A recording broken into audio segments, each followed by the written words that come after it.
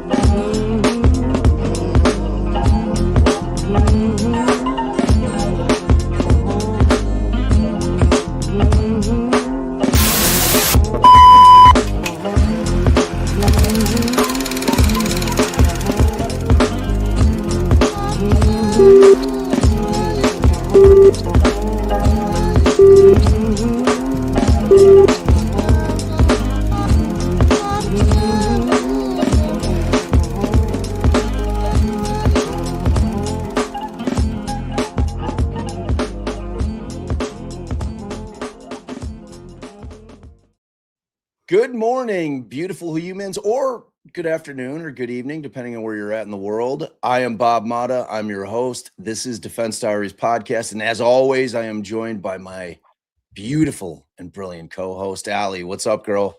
Hey, babe. Hey, all. Just not brilliant enough to nail down when to click that intro button. We were so close. So close. We're so close I was to actually- mastering the cold open. I was actually zoning out thinking, man, my man's podcast voice is so sexy. That 'Cause, was, you know- I was like 90% podcast voice mode right there. So that was like, all right. So welcome. This is part 3 of our Zach Adams trial rewatch. I'm still reeling after yesterday. It's like, I know those of you out there that have watched this trial were warning me. DB in particular was like, dude, this thing is like unreal. And misdemeanor hard. And I don't even warning. think we've scratched the surface yet. Like, that's the thing with this trial. It's such an important trial. If you're new to the show, if you're new to these rewatches, recall that we are now in the shadows of Zach Adams' post-conviction full evidentiary hearing that just concluded at the end of December. And I walked away from that feeling as adamant about Zach Adams' innocence as I do Rick Allen. So that should tell you exactly where I'm at with it. So I feel this is an important thing to do because I want to go back to have a full understanding of just what a nightmare this trial was and how Zach Adams was not afforded a fair trial. And it's important. We're justice warriors over here. And I know y'all, our chosen fam, are justice warriors too. So spread the word. We want this to get out to people. And I would be remiss because we have 2 beautiful human guests this morning. We have in-house experts. Indeed. I would go to say this morning. Indeed. Yes, we do. We have Dr. Katie Spirko, who's amazing. She's a badass woman. I love surrounding myself with badass women. You know, it's like I there she is. And we also have her partner in crime, attorney extraordinaire, Dana McClendon. What's up, bro? You're crinkling. The static is definitely you. Yeah, you're definitely the culprit. You are the crinkling culprit. I hear a slight crinkling feedback thing. Say I don't hear it testing, now, though. testing, 1, 2, 3. Test 1, 2, test 1, 2. Yeah, there's something with your mic, maybe, I think. All right, I can fix that. I'll mute and fix my stuff. Or maybe even just try going all the way out, coming back in. Sometimes that fixes it. All right. All right, we'll see you in a minute. All right, Katie, welcome. We are Thank so you. happy to have you hang. We got to hang a couple nights ago with Kat's amazing stream. I think people really loved that panel. And it was, it was a real eye opener. I hope for a lot of people that are new to the case. And I would be remiss without talking about your podcast, because I've been digging in. The Trial and Error podcast is phenomenal. You guys did amazing work, boots on the ground work. You guys interviewed everybody that matters in this case. And it's just really, really, really well done. The scripted portion of it is phenomenal. I'm big on the writing part. I do the writing for our scripted stuff, and I take pride in it. And I'm really, really impressed with what you guys put together. Thank And you. I have to ask, so your husband is a musician. Who did the singing on the theme song? That's Kinsey the intern. It's great. Kinsey the intern is a freak of nature. She's amazing at everything. I love it. I love it. And I got a soft spot in my heart for Johnny Cash. So it's like that song's just so haunting. It's always been. I was actually wondering, did you guys have to get some sort of permission to use it? So it's actually a gospel traditional that Johnny Cash covered, so it's not copywritten. Oh. I love it. I love it. It's such a great tune. It's like every iteration of it that I've ever heard, I've loved, because it's just so like it's haunting, and it's a perfect fit. I've always liked that one. We thought it was a perfect fit. It had the right theme because it's got that Southern Gothic vibe. Yeah. Sort of feel. Well, so we will be dropping the link for the Trial and Error podcast in the chat all day. Y'all go listen to it. Trust me, it's just so good. And make sure you're subbing over to their channel. We got to get them. They have way too few subs over there. We got to start building them up, because they're a talented duo, and we love talented duos, and we always want to really support our friends. So do us proud. I'm going to go back and check. I checked where they were at this morning. Y'all know I check your homework to make sure you're doing it. So me too. Do us proud. All right. So Dana says he thinks he fixed it. He fixed his technical issue. Let's test that out. Speaketh. Am I on? Look at that. Oh, and he used his podcast voice. Am I on? All right, good job, man. So I was just raving about your pod while you were off. You were backstage. You guys just did a phenomenal job with the pod. It's great, man. I got through. I got. I did hear. While it is Kinsey primarily, it is also my niece also appears on the. Yes. On the theme song. So there's a couple of because we did the same thing, like that thing for our open. For our YouTube channel is also an old blues song that doesn't have any copyright issues. So my producer had taken it and he remixed it. So he's got the lyrics. So like that's actually the guy who sang it in 1920 or whatever it is. But like all of the beats and everything behind it, the underlay of it is my producer. Created that because he's a very talented musician as well, and he's a sound engineer. So and then we've wondered every time it comes on, we love your intro. Oh, thanks. Yeah, I love it too. And it's like Allie's been telling me for I don't know, a year and a half. She's like, dude, she's like, I know you love that, but we have to shave it down to like 10 seconds because the YouTube algorithm just hates like a long intro like that. Like, so because you're always trying to research, like, all right, what do we need to do to have YouTube stick us in places where people can see us? So like, I guess we're going to try to clip it down to like 15 seconds of it, or maybe 10. I don't know. It's sad, but yeah, because it's got a warm spot in my heart. And my brother-in-law, who is a phenomenal musician, guitar player, made our intro song for the Defense Diaries podcast, the traditional audio one, which I love too. Because that, it's very haunting. It's haunting as well. Because it's like, he's like, what do you want it to sound like? And that's why I said haunting. Like murder. That was it. Yeah. All right. So before we jump in, for background, I want to know independently from each of you, what pulled you into Zach's case? Like, what was the thing where you're like, what the fuck is going on here? Like, what was the pull initially?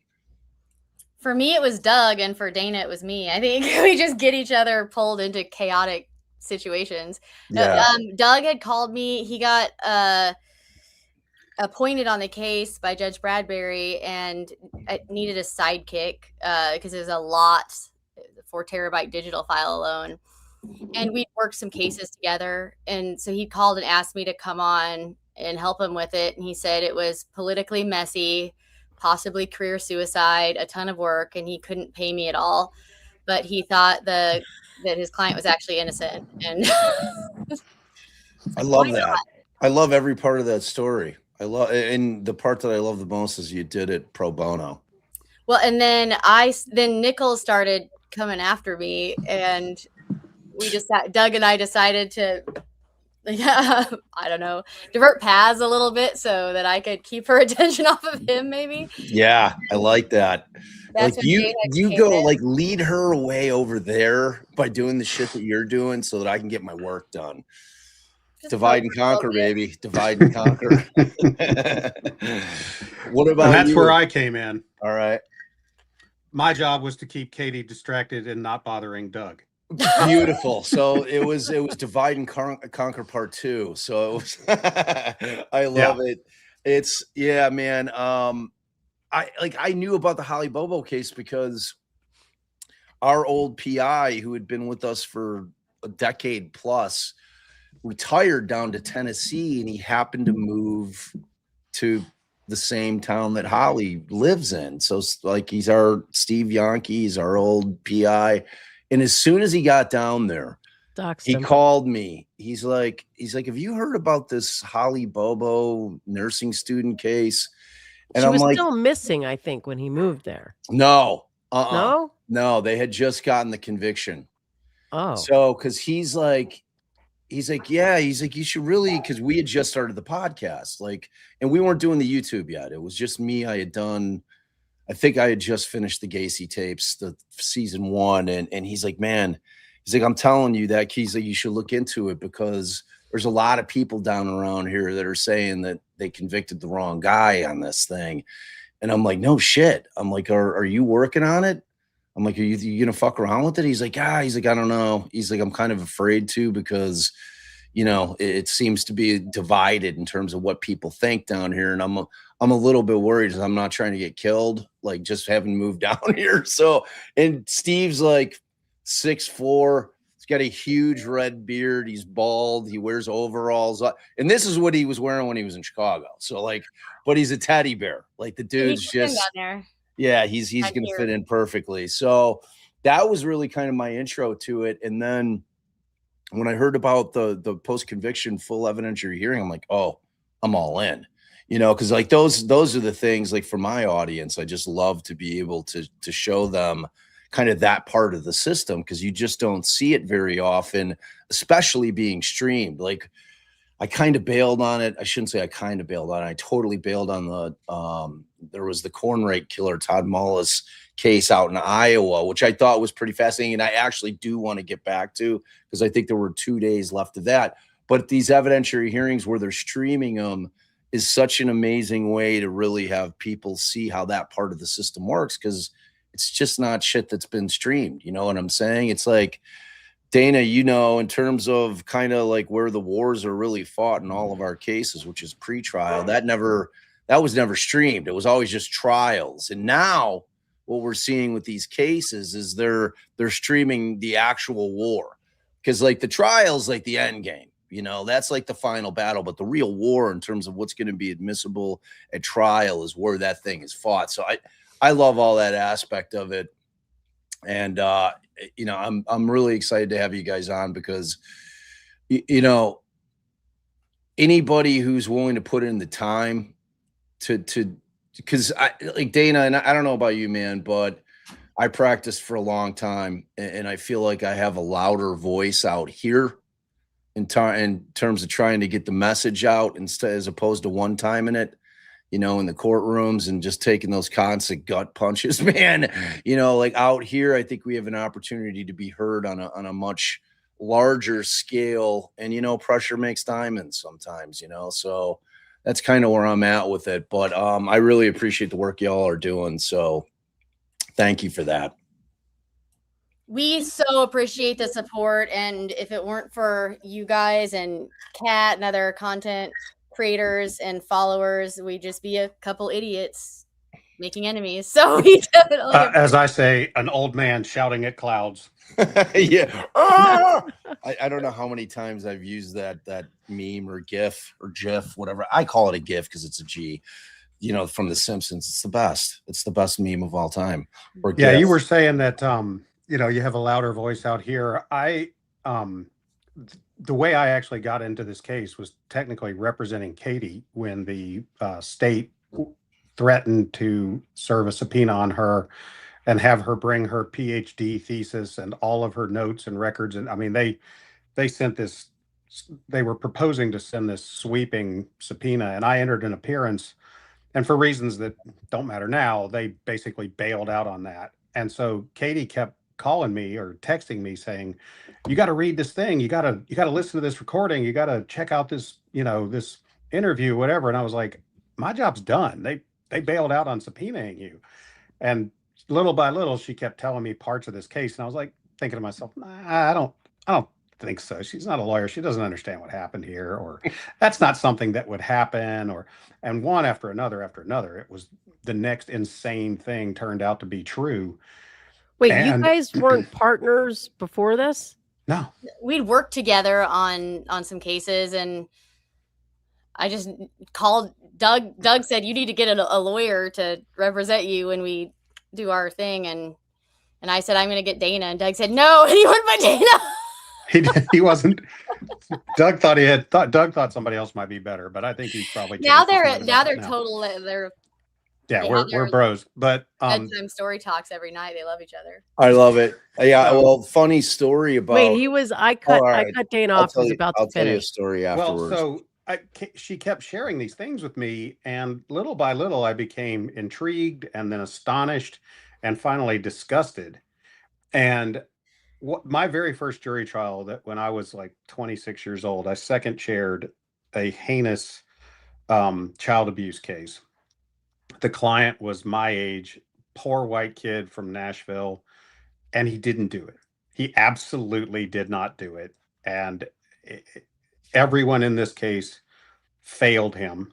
The detective solved the case and knew he didn't do it, sent it to the DA anyway. The DA knew he didn't do it, but was ambitious and took it to trial.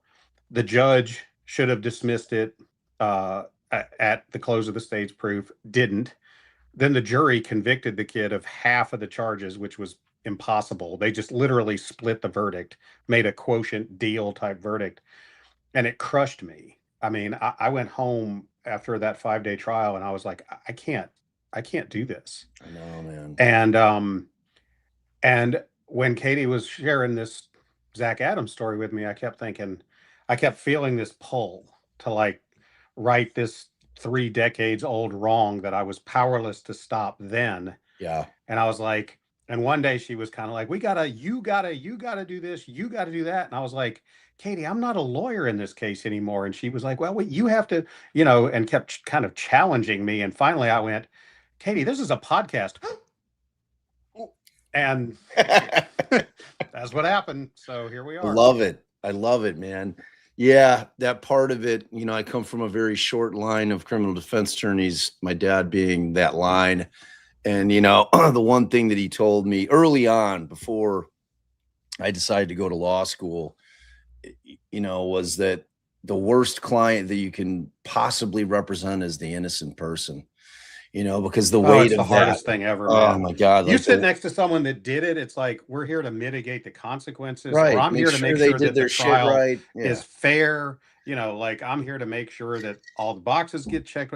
Representing people who didn't do it is the hardest thing ever.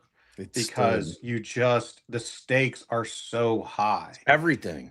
And man, it's tough. So I'll die on this hill. I will Yeah. die on this hill. That is Criminal what I thank defense- you. Yeah, I mean, criminal defense attorney is the hardest job in the world. There are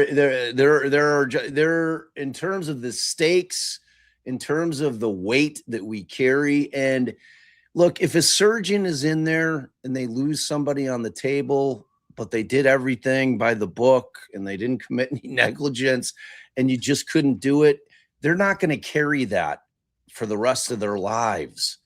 Whereas with us, if we've got that innocent client and for whatever reason we can't get an acquittal and they go down, knowing how so very hard it is to undo that, it's just like you carry that forever. There's no shaking it, man. If you're a human being, if you give a shit.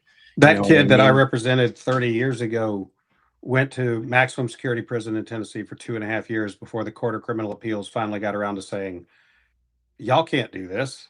And not only reversed the conviction, but remanded with instructions to dismiss the indictment. But that was 2.5 years of that kid's life. 100%. You can remand with instructions to dismiss the indictment? Yeah. Can that happen to Zach? Not in a post-conviction. Oh, okay. But yeah, I came to the conclusion in this case that if I didn't do what Katie and I have now done, that my law license wasn't worth a plug nickel. Yep. If I spent 30 something years getting to the position where I had the skill and experience and resources to lend a hand here, and I didn't do it, then I would have to look myself in the face every day and say, you are not what you said you were. Same. And, along the way, unfortunately, we've discovered that a lot of people who claim to be something aren't. Full of shit.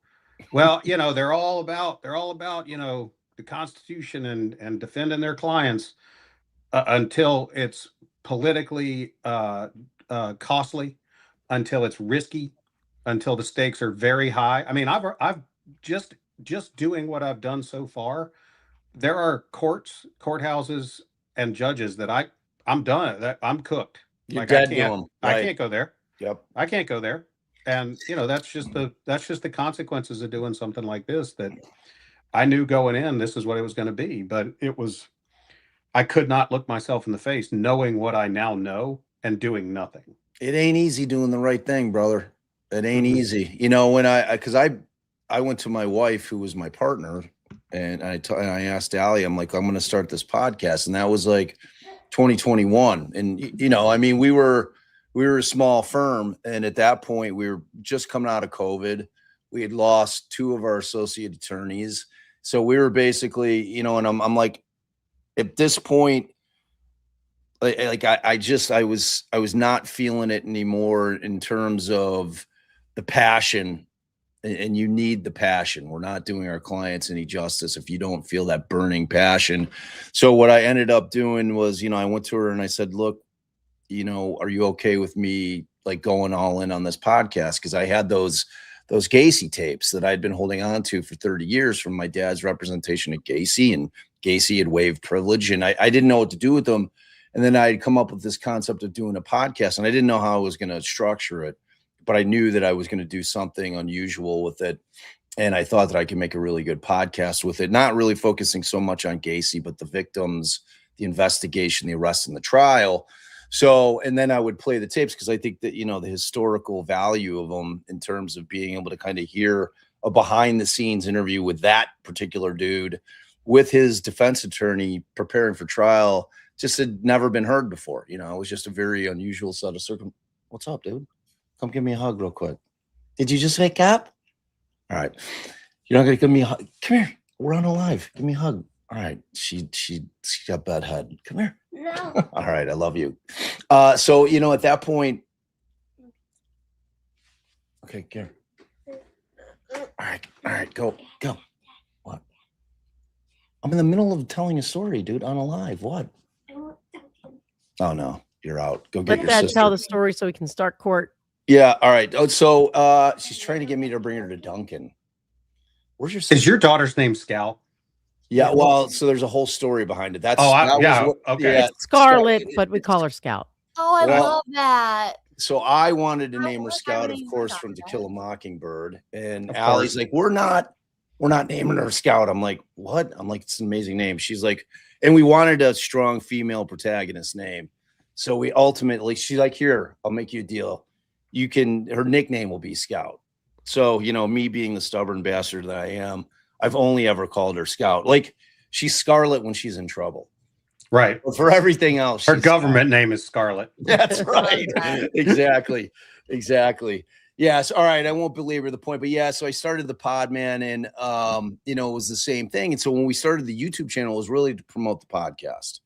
I'm like, I'm going to start the YouTube channel. We have no idea what we're doing. We'll go out, we'll do this thing, but I hopefully it'll draw people to the thing, because I decided not to sell the Gacy thing to like a major media company, which I probably could have, because I wanted creative control. Like, I didn't want, like, okay, you've got 12 episodes to try to cram everything that was like a part of your life for 40 years and your story and in a weird way into the, that many episodes. So we went on it on our own. And, when we started this thing, and I quickly realized that, when you start taking positions, because that's where the rubber meets the road in terms of like what you were talking about, Dana. Like, are you just talk, or are you gonna put up?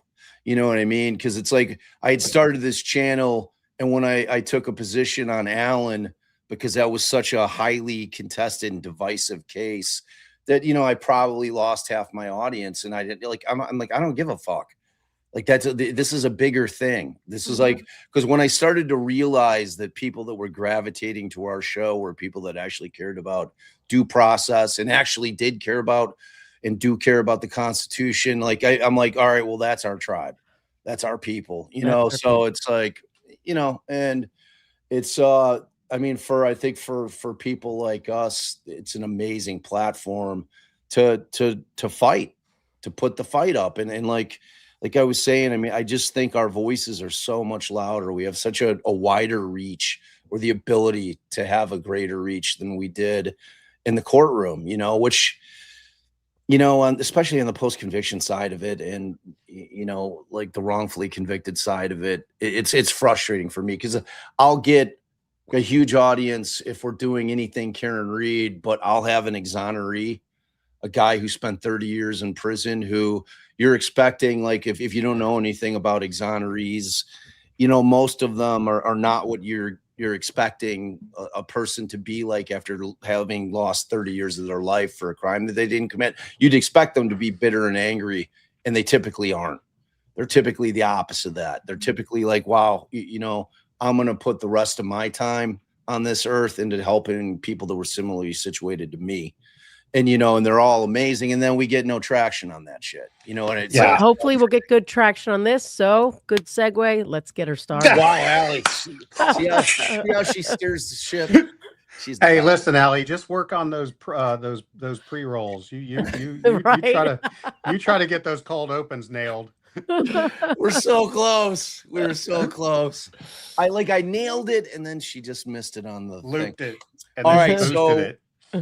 we left off yesterday with Karen Bobo leaving the stand, and I think we're going to be leading off today with Clint Bobo. Holly's brother is going to be the first one up. And anytime you I think I read a couple of comments, people were having a tough time hearing us. So anytime you guys want to chime in, just give me some kind of signal and I'll pause the stream.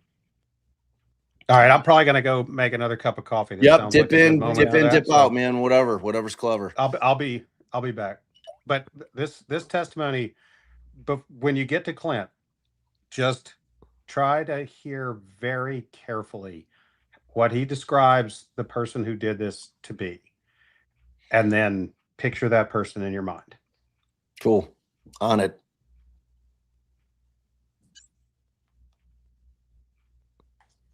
If you've shared something, we're not seeing it. Remember, I can't hear you. No one can hear us. No, but you're not sharing anything yet. Oh, that's too bad. I was fascinated by it. I was like, I was already locked in. I need that. I could tell because you crossed your arms. I need that second cup of coffee myself. All right. Okay. Sorry about that, kids. Bloop,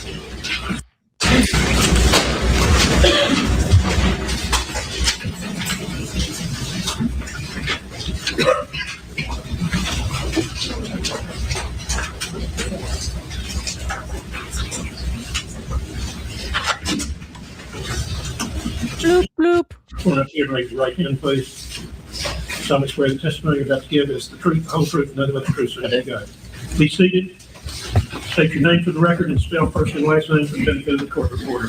Clint Bobo, CLINT BOBO. Take your seat. Clint, we met your mom, met your dad. We've heard about your sister. When I ask you questions, I want you to keep your voice up so I can hear you. I can, okay? Can you do that? Yes. Maybe a little bit louder now. Yes. How old are you? I'm 32 years old. What kind of job do you have now? I am a social worker. Do you have family now? I do. Wife? I have a wife. Y'all have kids yet? No kids. It's you and your wife. That's right. We're going back 6-7 years. We're going back to April 13th, 2011. Okay? Okay. Where were you living back then? At that time, I lived at 681 Swan Johnson Road, Norton, Tennessee. Who else lived there? It was me, my sister Holly, my dad Dana, and my mom Karen. You're a little older than Holly, is that right? About 5 years. Were you working back then? I was. Where were you working? Well, I had a part-time job at nursing homes, and I worked at 3 different nursing homes at that time. Were you going to school? I was. Where were you going to school? University of Tennessee at Martin. Working, going to school at the same time, a 25-year-old, right? That's right. Probably every bit of it. Yes. That morning, April 13th, 2011, was it a morning that you thought a lot about? Yes, I am. Is it a morning that you've been questioned a lot about? Yes. By your friends? Yes. By your family? Yes. By law enforcement? Yes. Attorneys? Yep. Well, we're going back to it again.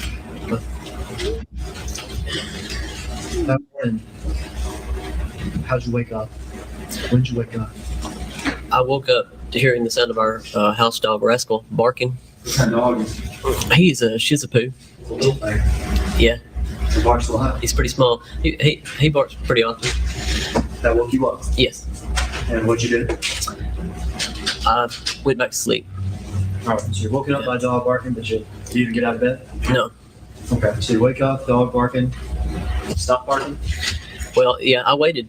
I guess I was awake for a few seconds, and then I tried to go back to sleep, but maybe he stopped barking at some point in time, then he started barking again. And did something wake you up again?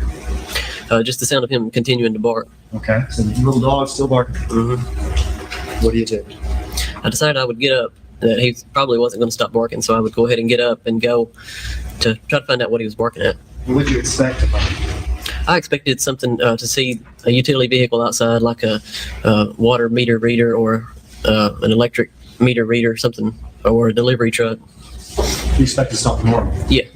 Hey, will you let Dana back in? Dog barks or something like that. Yes, he does. Anytime someone comes up, or even if there's a loud vehicle, sometimes that travels down the road, he would bark. And what'd you do? Where'd you go? Well, I got up and I walked into the den, or the at that time I walked through the kitchen into like the foyer, and I looked out the front windows that were next to the front door. And there's some side windows. Yeah, side lights is what we call those. Y'all say that fast, it sounds like satellites. That's right, But the side lights? side light.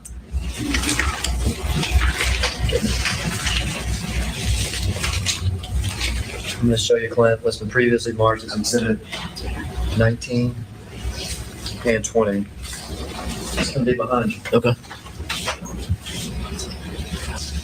Is that the foyer you're talking about? It is. If I show you Exhibit number 20.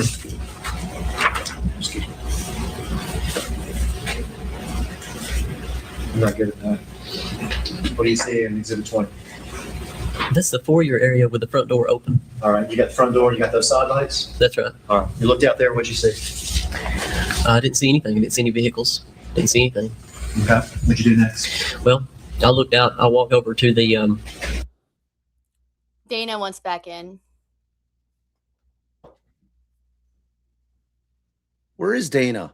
He's backstage, I guess, he says. Wait, hold on.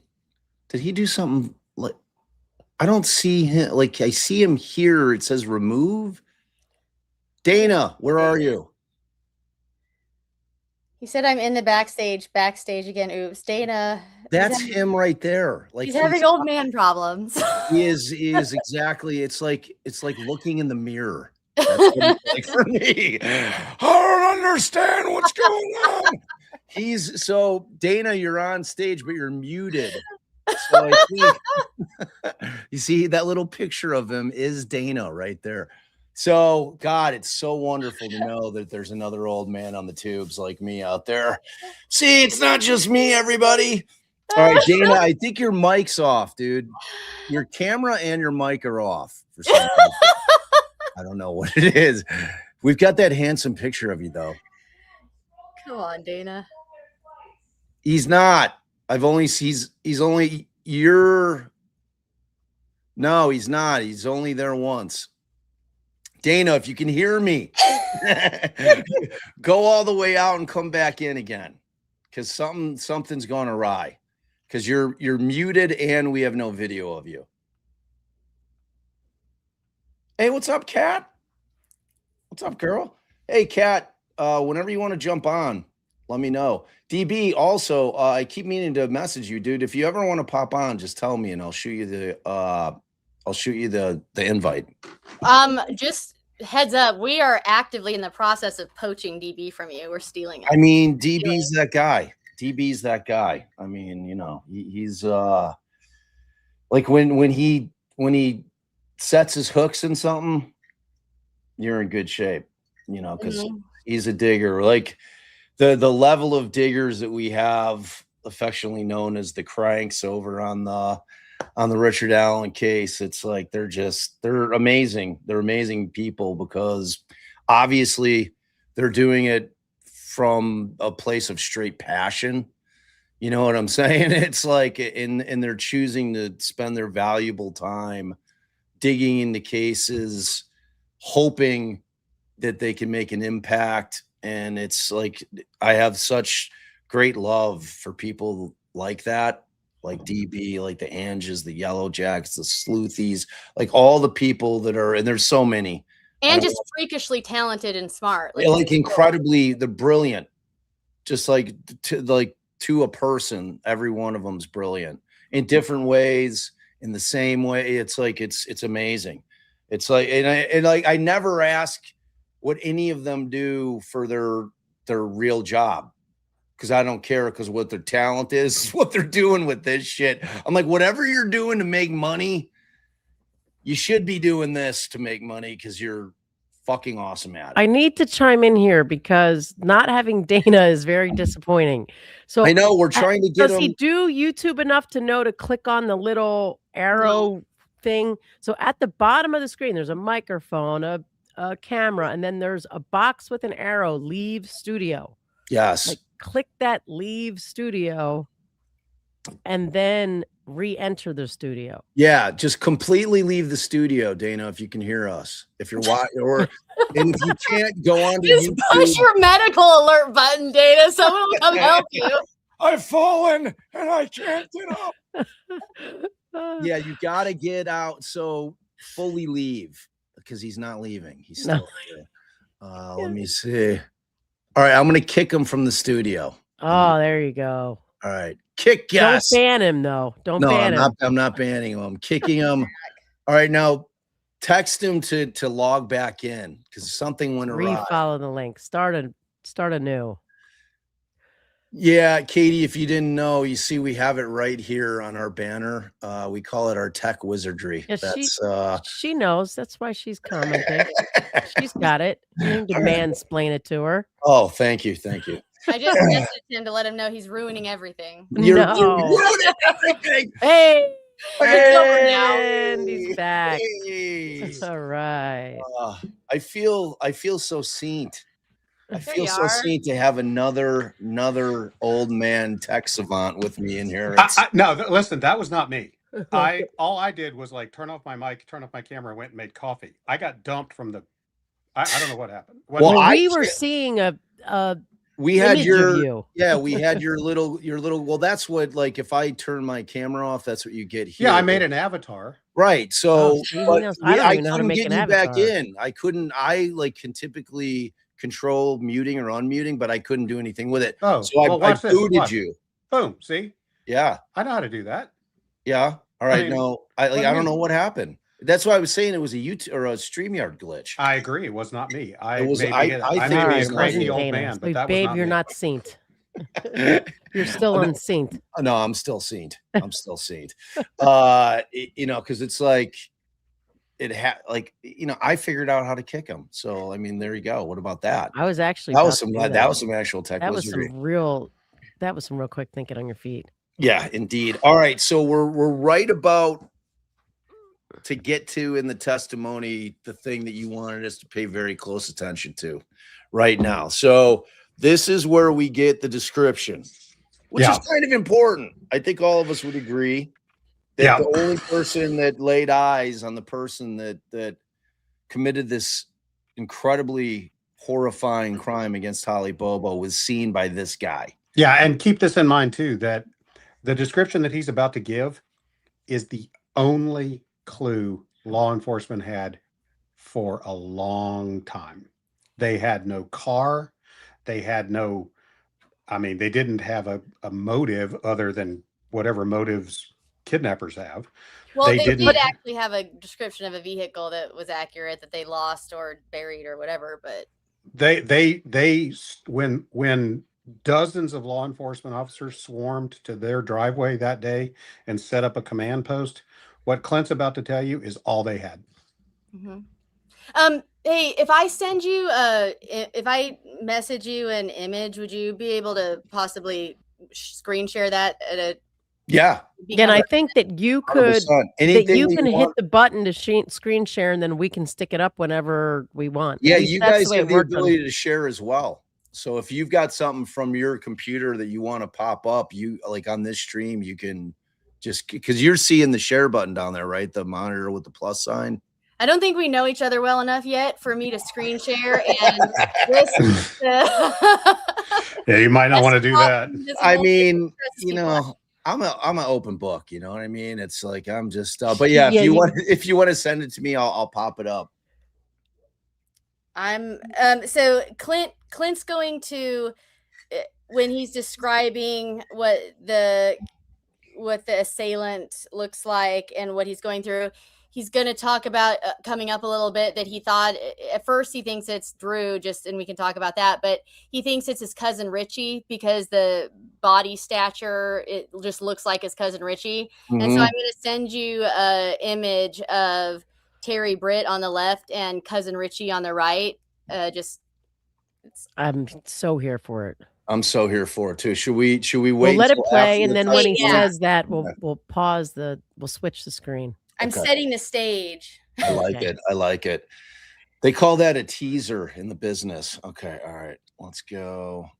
The window that overlooks the. I didn't see anything. I didn't see any vehicles. Didn't see anything. Okay. What'd you do next? Well, I looked out. I walked over to the window that overlooks the attached garage carport, and as I was approaching that way, I didn't look at anything really, but as I was approaching that window, I heard voices in the. Let me interrupt you. I'm going to interrupt you a few times. Okay. Okay. Is this a window that is in the house, or is it in the door? It's in the house. Okay. So there's a window in the back of the house. Yes. That looks into the carport or looks out at the detached garage? It looks into the carport attached to the house. Okay. So you're looking out of an interior window into the carport. That's right. Is that right? That's right. Are you able to see it? Well, I raised the blind slightly, and I saw the silhouette of two individuals underneath that window, knelt down. Was it dark in that carport, or was it light? It was fairly dark. There were blinds down in the window? Yes. Did you pull them all the way up, or did you just... No, I very slightly opened one of the blinds enough where I could see out. Why'd you do it like that? Because I heard the voices out in the carport. At this time in the morning, you've just woken up, right? That's right. What information do you have? Did you know where your mom was? I assumed that she was at school, at work. You assumed? Yes. You didn't see her leave? No. Did you know where your dad was? I assumed that he was also at work. But you didn't see him leave? No, Did you know where your sister was? no, So you're fresh out of sleep to a barking dog. In front of the house, there's nothing. So you walk to the back right, and you look in this dark tunnel. right. And you were describing it, you saw like the silhouettes. Did you see these silhouettes or did you hear voices first? I was going by what I heard, and I was going by the voices. I heard the voices first, and then I raised the blind to try to look out the window. Describe the voices to me. Well, it was a male's voice and a female's voice.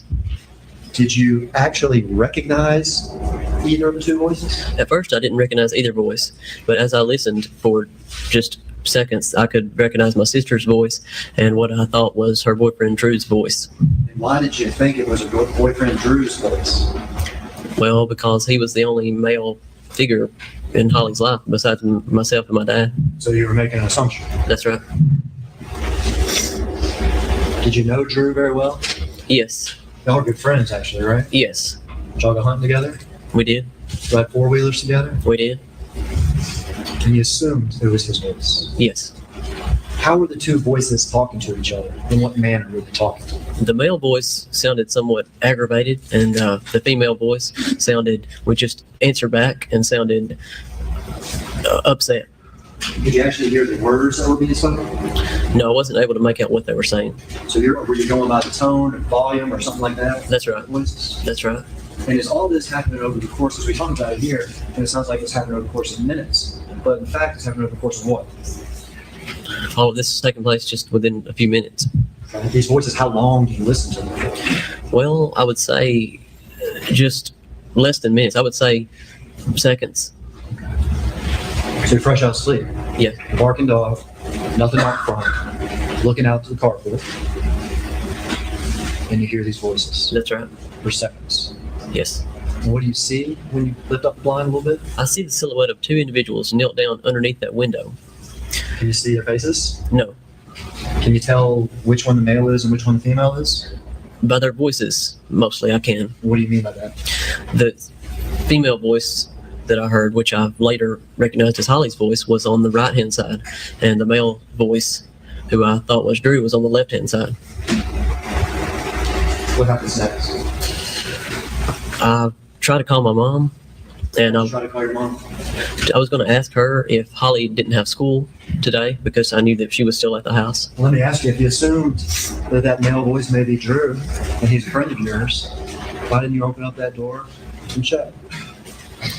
I don't know. Have you thought about that question? Not really. You could have opened up the door, right? That's right. Were Drew and Holly having any sort of relationship problems that they'd be fighting in the morning? No, I want to ask you two. From what I know about Clint's testimony and what I've read in various places, this is one of the things that has always bothered people about how Clint, in particular, handled what happened this morning. Like, what are your thoughts on it? In terms of siblings, do you think it's normal that he may not have interjected if he thought it was somebody else or if it was Drew? So I have strong feelings about this. I think in hindsight, it's easy to pick apart because we all think that we're operating with all the information we have in hindsight. Reality is most of us are going to suffer from confirmation bias, and we're going to assume something typical or usual in a situation like that. Like he hears barking, he thinks it's a water meter or something. We don't think, oh, it must be my sister being kidnapped in broad daylight from my house. We just don't think in those terms. And especially Clint had some significant vulnerabilities in terms of both his age, and he had a kind of a passive personality. Young adults with passive personalities are the least likely to act on an atypical event without like social confirmation, like finding someone else to agree, because they'll question themselves and they'll think it's like you don't want to overreact and look stupid and be embarrassed. And that covers your perception such that you're filling in gaps. And so of course, in retrospect, you think, well, no, that wasn't Drew. It doesn't look like Drew. the description isn't similar. But in the moment, Holly's, if she's around a male that's not her dad, it's usually Drew. And Holly and Drew were arguing the night before, kind of typical young adults in a relationship. Like, you looked at a girl, you looked at a boy, just normal stuff. But Clint was friends with Drew. He was close with his sister. They were arguing. And so the social discomfort of, I don't want to get involved and interfere with something, I think was completely at play. He had just woken up. I don't know if he was hungover or what, but I think he was in a daze and just didn't recognize the urgency of the situation and could feel something was off or not right. So he's calling his mom almost like for permission that this is unusual or abnormal. I just think by the time he recognized the situation being what it is, it was too late. So I really don't think it wasn't bravery or anything. It was just a young adult who didn't know any better. In a situation like that, you want me or Allie, you want a mom. Yeah. Because we're going to overreact if it's a safety issue versus underreact. We don't give a fuck if anyone thinks we're being crazy or weird. We're going to. I was just going to say, I will follow an atypical situation. I will follow an atypical situation to the insanity till I am 100% sure that shit isn't what I think it could possibly be. I think there's two things as to in the moment, when you hear hoofbeats, you don't think zebra. You think horse, right? Yep. So, the last thing that would probably cross someone's mind in Clint's position is stranger danger, kidnapper, rapist, murderer. Yeah. Right. That's one. Two, all the people that came later that talked in terms of, oh, if it had been me, I'd have done this, and they'd have needed a body bag and all this other hero shit. Yeah, it's easy to be the hero after the fact when you know everything there is to know. And you don't actually have to do it. Right. And what you're saying is confirmed by the neighbor. By the neighbor who heard. I mean, like, it took him a little while until he was like, all right, you know what? That was freaking weird. And honestly, as we know from Karen's testimony, it wasn't until all the dots got connected that the urgency appeared. Yeah. Right. I mean, it wasn't until Karen said, that's not Drew. Boom. Well, even after that, even when she said that, he still quit. I mean, and some of it, I think, is the hysterical woman stigma that we all suffer from of like, oh, mom's overreacting. It's nothing. I mean, like, I'm calling you, telling you this crazy shit about the case, and your first response is, oh, that can't be right. That's a normal response that males have to females when there's a cry for urgency. Nice job, buddy. Nice job. You really fucked it on that one. In fairness, this case is fucked up. But totally. And that morning was fucked up. Totally. It's like it's understandable that that's not going to be your first, third, or second, or third, or fourth thought of what could be going on. And going on the theory of Terry Britt, I do think it's important to remember Terry Britt is a sophisticated criminal. He has kidnapped and raped multiple times. Multiple convictions. We don't know how many times. We know that he's been convicted multiple times. We know of several others that are documented in the record that he didn't serve time or receive consequences for. Terry Britt very much knows how to control a victim and how to control a scene. Well, I agreed that I didn't find anything suspicious about what the brother did. I wonder if the mom very clearly, like, as clearly as she thinks she said, that's not, what's the boyfriend's name? Drew, get a gun. I don't think she said it as clearly as she thought, because she says her son's response is, you want me to shoot Drew? So if the question stems from Babe that some people were suspicious of the brother's behavior before Katie very eloquently explained all the reasons not to be, I was going to say, no, I'm not. Well, and a lot of the focus that fell on Clint and Drew is law enforcement investigation 101, right? Like, a girl is missing. She's been kidnapped. There's blood in the garage. Let's start with people who knew her. Right. Let's start with people who had access to her. let's start with the inner circle, the people who live in the home, the people who are her friends and her boyfriends and her, that is what you would do here. So See, and I'm thinking set up a freaking perimeter, and if it's the brother, figure that out later, but maybe stop focus. I mean, why do we need to focus on the brother in the first hour when really we should be well, because he's the only witness, closing the roads out? and they're, I mean, Did they not do that? Yeah, I mean that's No, like victimology he did not do 101. that. Yeah, They but had it Katie's in point place. is like, all right, and like what the father said, one of y'all sit here and talk to the brother while everybody else shuts down the roads and sets up a perimeter. Yes. but They had pings of her phone every 15 minutes. They could have had it every minute, but they didn't know that. They were being sent GPS coordinates of her phone starting at like 8:15. no, they didn't get the GPS coordinates. They got, Yes, they did get the GPS coordinates on the pings, and they didn't know how to use them. they It was got, a range. It was a range. There were confidence intervals, but they had GPS. it wasn't like it would be today, like you are here. It was, but look, it's easy. This is where Dr. Spirko and I disagree sometimes. It is easy to look backwards and say, this is what we would have done if we were there. This is what should have been done, obviously, at the time. At the moment, they had an unknown male in an unknown vehicle disappear, and they were minutes and minutes and minutes behind in an incredibly rural area with a very diverse law enforcement team coming to bear.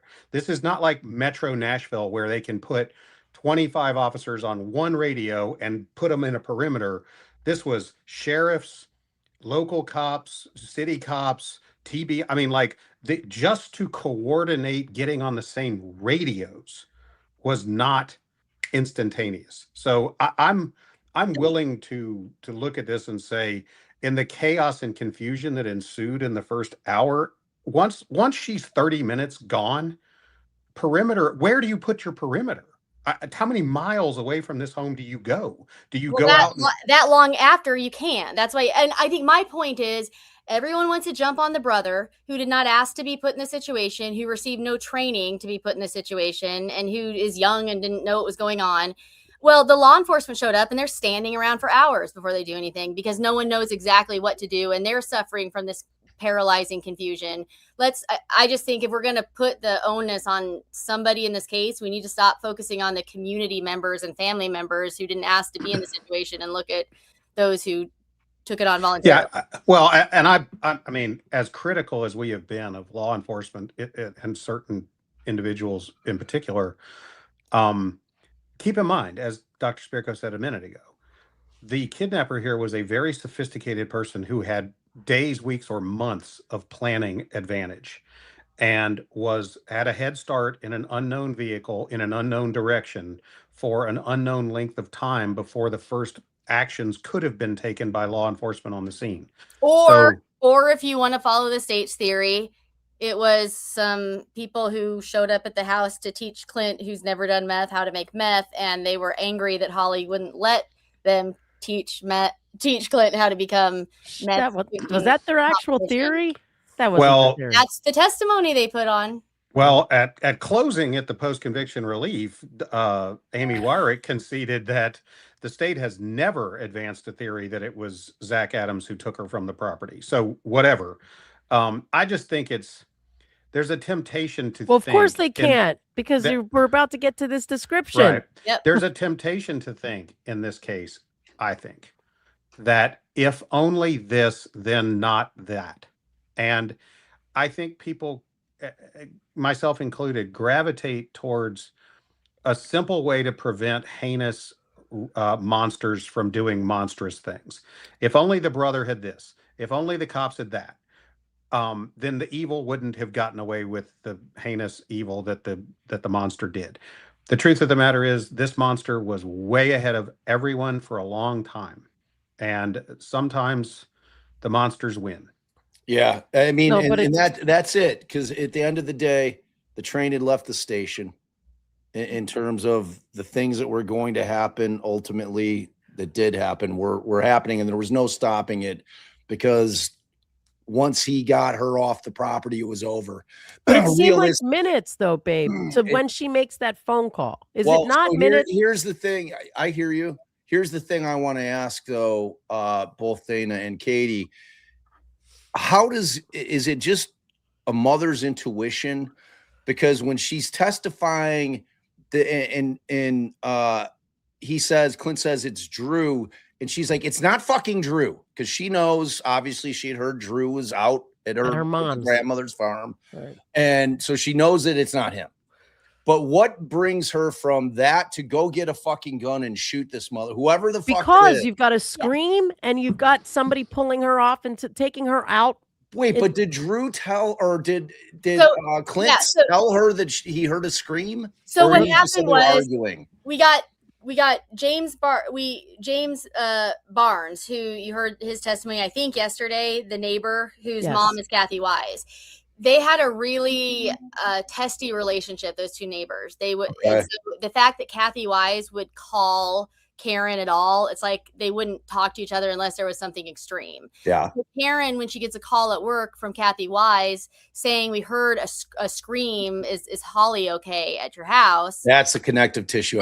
She just had that happen, and that happened right before she got off the phone with Drew, because Drew had been hunting at her mom's property, and there was someone else on the property where there was a disagreement about whether he had permission to be there. So she had just been in communication regarding Drew's whereabouts. Then she gets this call, something's wrong, they're screaming at the house.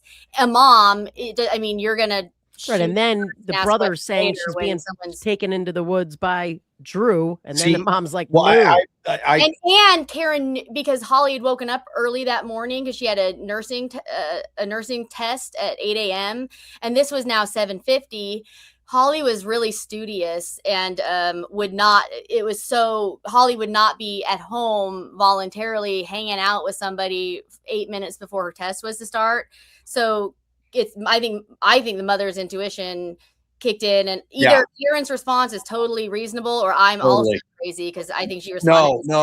I must have missed during Karen Bobo's testimony, which we watched yesterday, that one critical part. Yeah, long story short, Karen is the first person to realize that there's a problem. Right. And that's I when didn't hear that the call from Kathy Wise to Karen. So I didn't hear that part of the testimony from her. So for me, that was that little gap there. But what time, that answers everything for me. But what time did the mom call 911 and say, my daughter is being kidnapped? All of this, the last contact Holly had on her phone was at 7:42. And then by 7:47, there was no response. Like her phone was being attempted to be contacted without her responding. So it seems like the kidnapper gained control of her sometime between 7:42 and 7:47.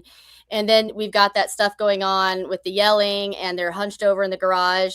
It was, I believe, 8:11 when the phone started moving north. And so, but when Karen called 911, I think 7:51, 7:52, but I'd have to look. I'll find that and pull it up. And Lana from Truth and Transparency has been looking at some interesting phone stuff with she's been kind of going through the phone data in more depth, because she's found some stuff with Drew that she's looking into that I don't know that we have answers yet. But do we have K Riggs is asking, does the Clint 911 call exist?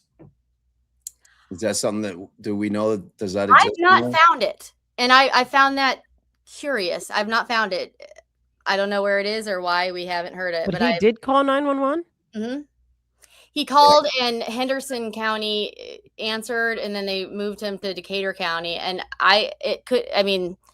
it's not something I have located yet in the case file.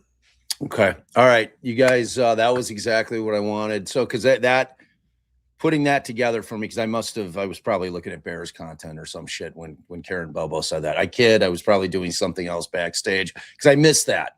Because I knew that when Drew is on and there was kind of that testimony about whether or not his mother was actually home, because he testifies, he says she wasn't home. Well, was she or wasn't she? And then, he wasn't clear on it, but I give him some grace because it's years later, in terms of what he can recall in the moment.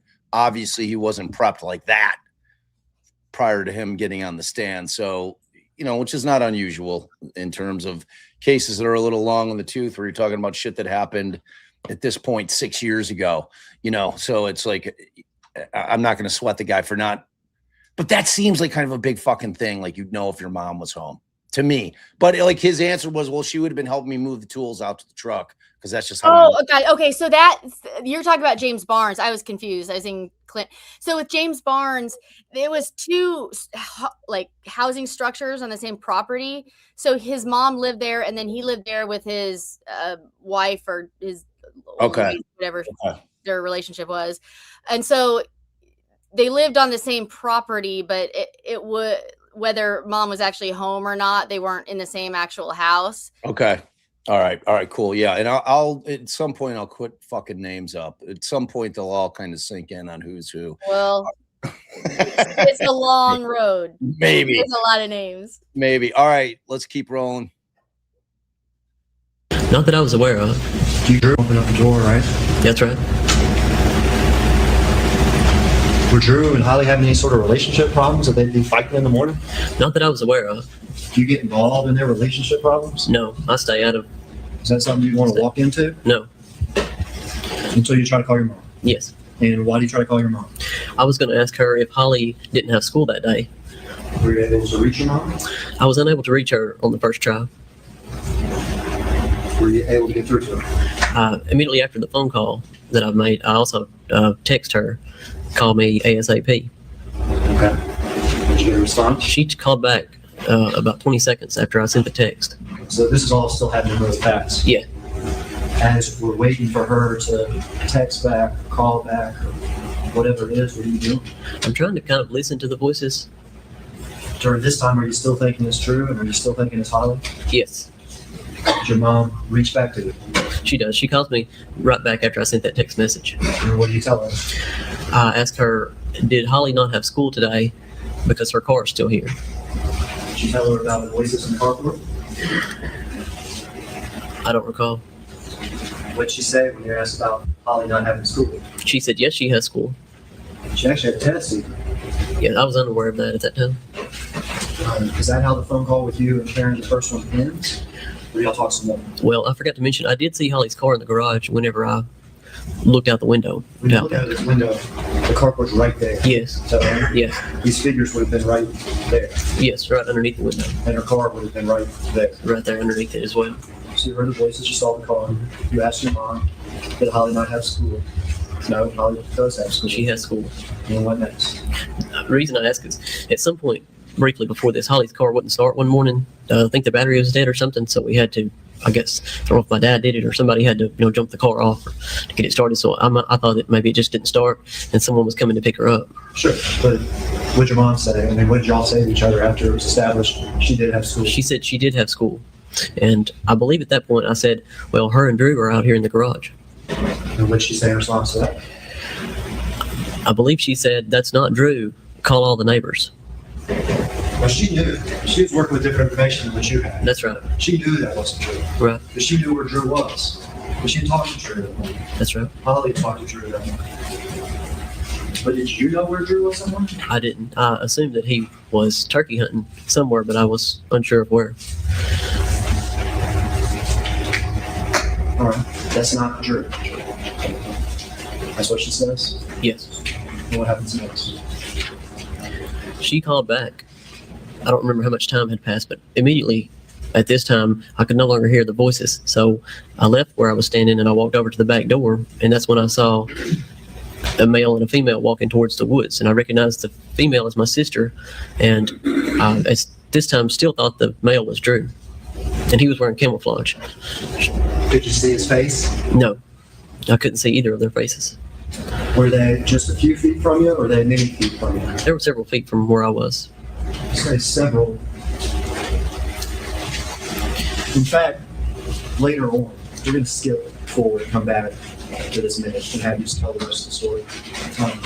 But later on, the TV I get with you in that house, have you look out into that yard and have people stand there as if they were this man and as if they were Holly. I think it's actually have your mom because she's the same height. Did that happen? It did. We did that. And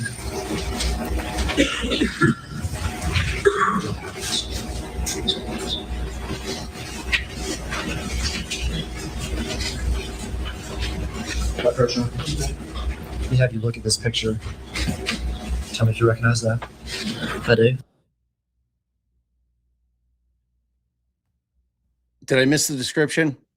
He hasn't done anything yet. Okay, because He said he's wearing camouflage. I can't see anything, and did you find your phone? I did. Okay, Thank you. 'cause I was. Hey, while you paused it, check it's uploading right now on the app. I'm sending you the infamous PowerPoint meeting that is talked about a lot, where Terry Dicus presented his whole case about Britt, and there was a blowback from TBI. I just sent you that PowerPoint presentation. It has the time stamps that we were talking about and some other things that are pretty interesting. All right. Okay. All right. I was getting that guy out. Oh my God. What did I do? Okay. I just wanted to get that picture loaded up that you sent me. Mm-hmm. Okay. All right. Let's keep going. I'll always bloop back y'all like 10 seconds. So we're picking back up. All right.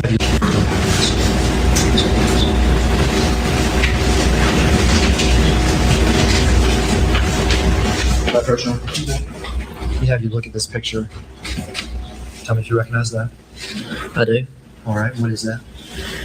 That is a viewpoint from the back door of our house up towards the woods where I last saw them walking. Okay. In fact, is this a picture from that, I guess you can call it a demonstration, Yes. where you were standing at this window telling them where to be so that everybody could see what you saw? It is. I offer this as an excellent video.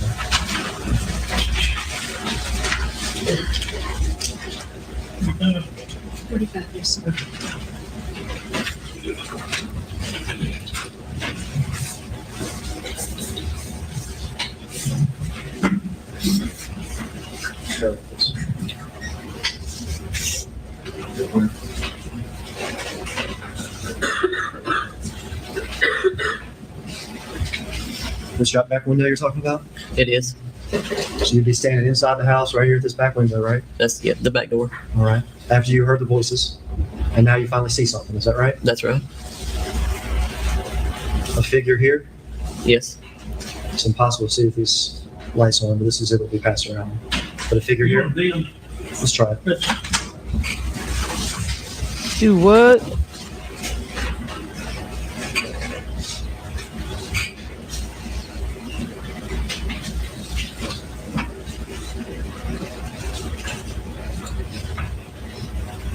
That seems a little bit better.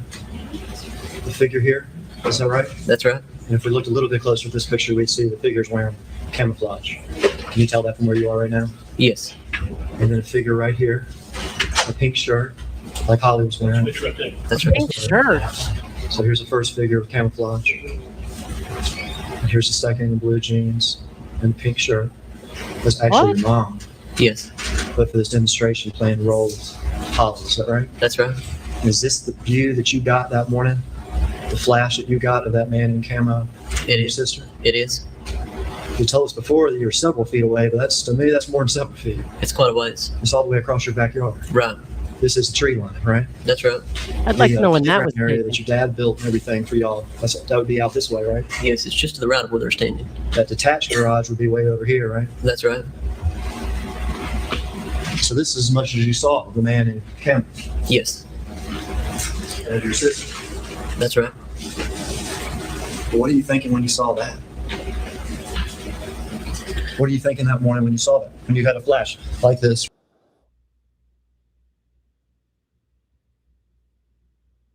Babe, you jumped the gun. Sure. Was you ever going hunting or something? Well, I was unsure. I thought it's a possibility. Is any of this stuff making sense to you? Not really. Did you still think that person could be Drew? It was at this time that his size seemed to be larger than Drew. When you say larger, what do you mean? Do you mean taller? Do you mean stockier? Do you mean both? What do you mean? Wider and heavier, stockier.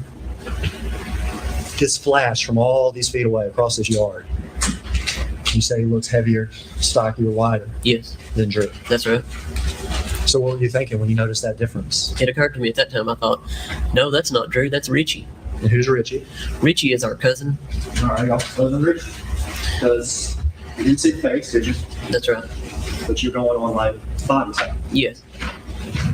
Were you still trying to make sense of what you were hearing, what you were That's saying? that's the photo. All right, Ed, pause it, babe. Doesn't sound like you're doing a very good job Okay. with that. No, I was very confused. Hold on. Where did they go? All right. So, do you want me to pull up the photo? Yes. Yeah. Okay.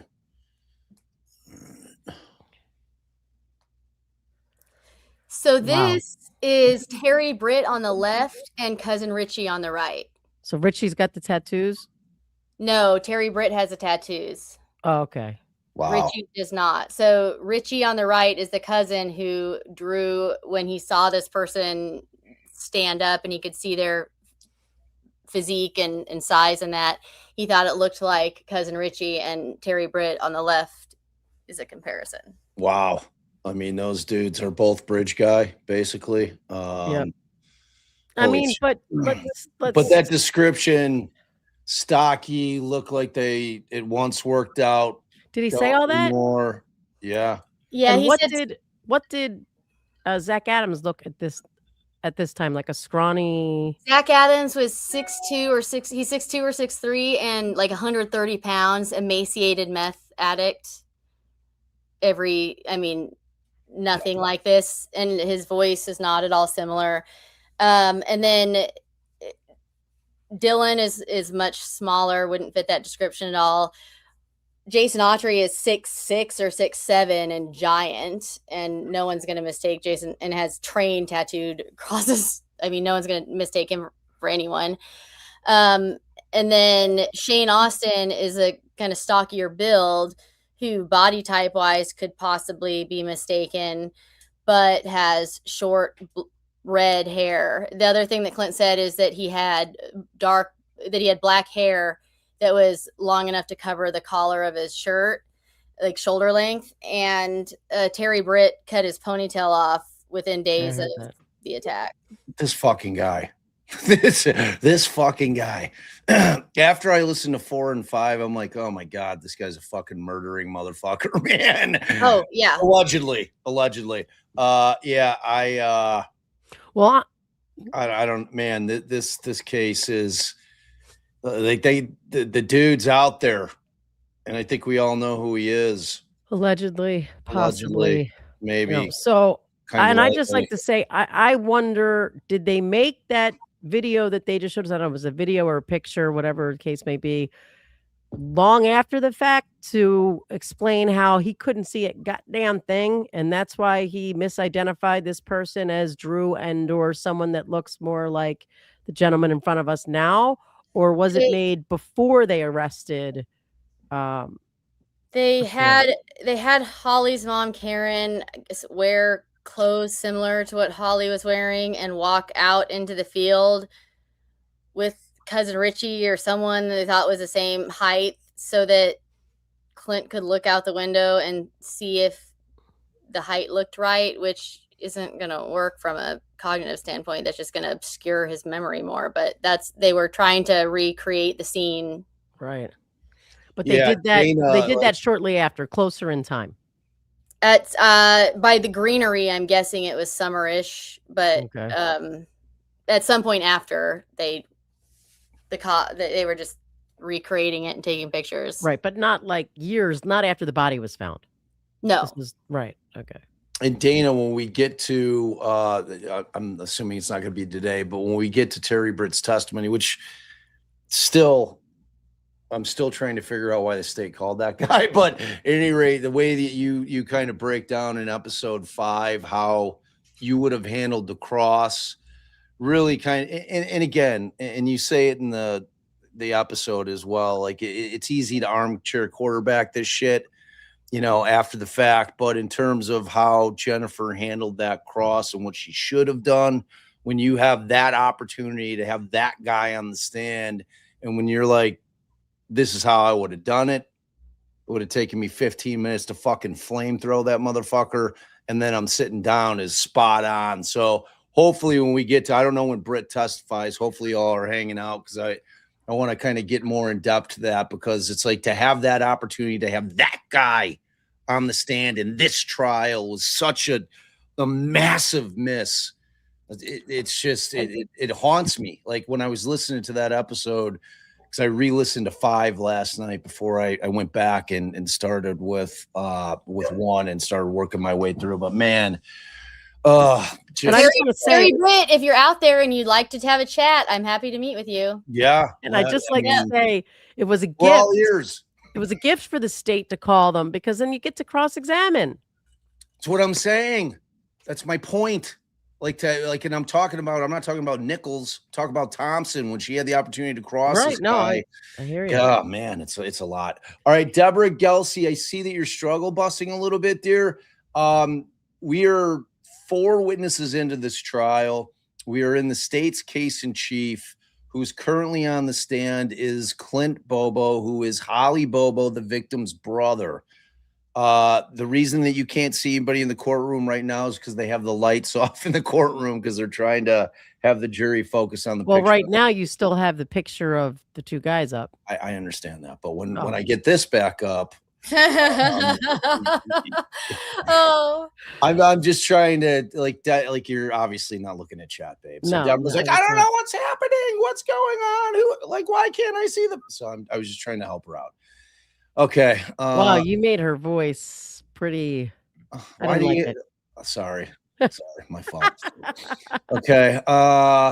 That's what my like every woman sounds like sometimes. Oh, wow, right? you just got worse, babe. Oh man. Well, that's But like why now- every guy sounds like, I don't know what's, they're all very similar. I'm sure every old man doesn't sound like that. Oof. Oof. Dana and Bob can get a whiteboard out and Mansplain some shit to people. Okay. All right. Let me make sure the volume's on. All right. Let me know if you guys have the volume.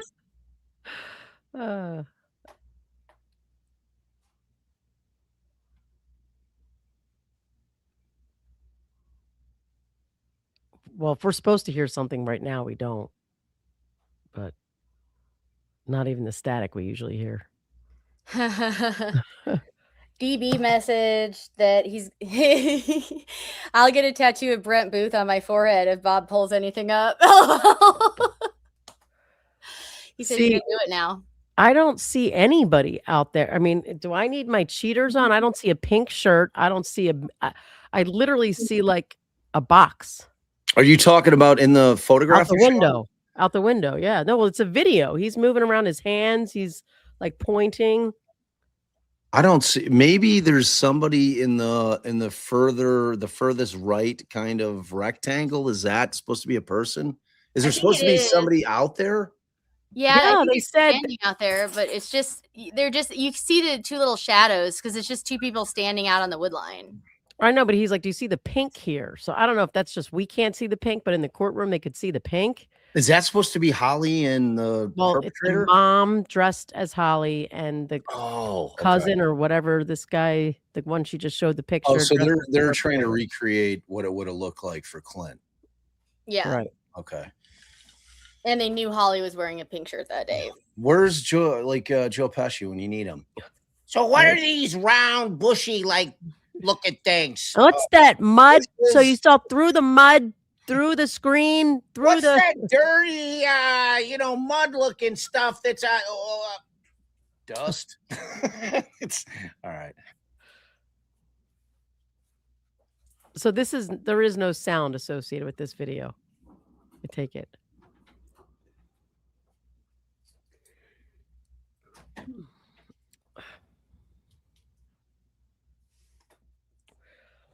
I keep forgetting I turn the brightness up on my computer. I still don't see a human being. Oh, I love doing that when I forget and then I get. I still don't see anything. I see like a box. Oh, now I can see him moving around. Oh yeah, him moving around. Yeah. I didn't see any of that till I turned my screen on. Oh, yeah. He was holding his hand up too earlier.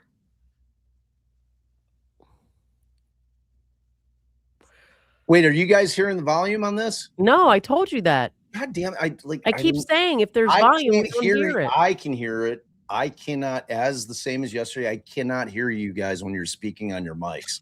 Okay, so I said there's no sound. I don't even hear the fuzz we usually hear. So go all the way back. All right. I got to re-pull it. And then I'm like, is there no sound on this? That's why I asked before I started. And I answered right away, but you couldn't hear me.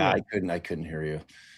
But I went back. All right. I want to go back probably about a minute.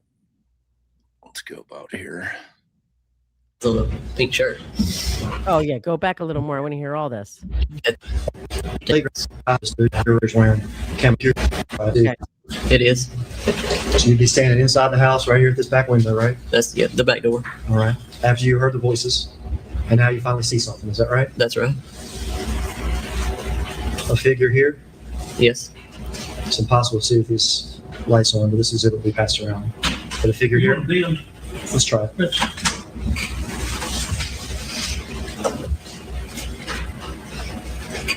Static is gone. I love it.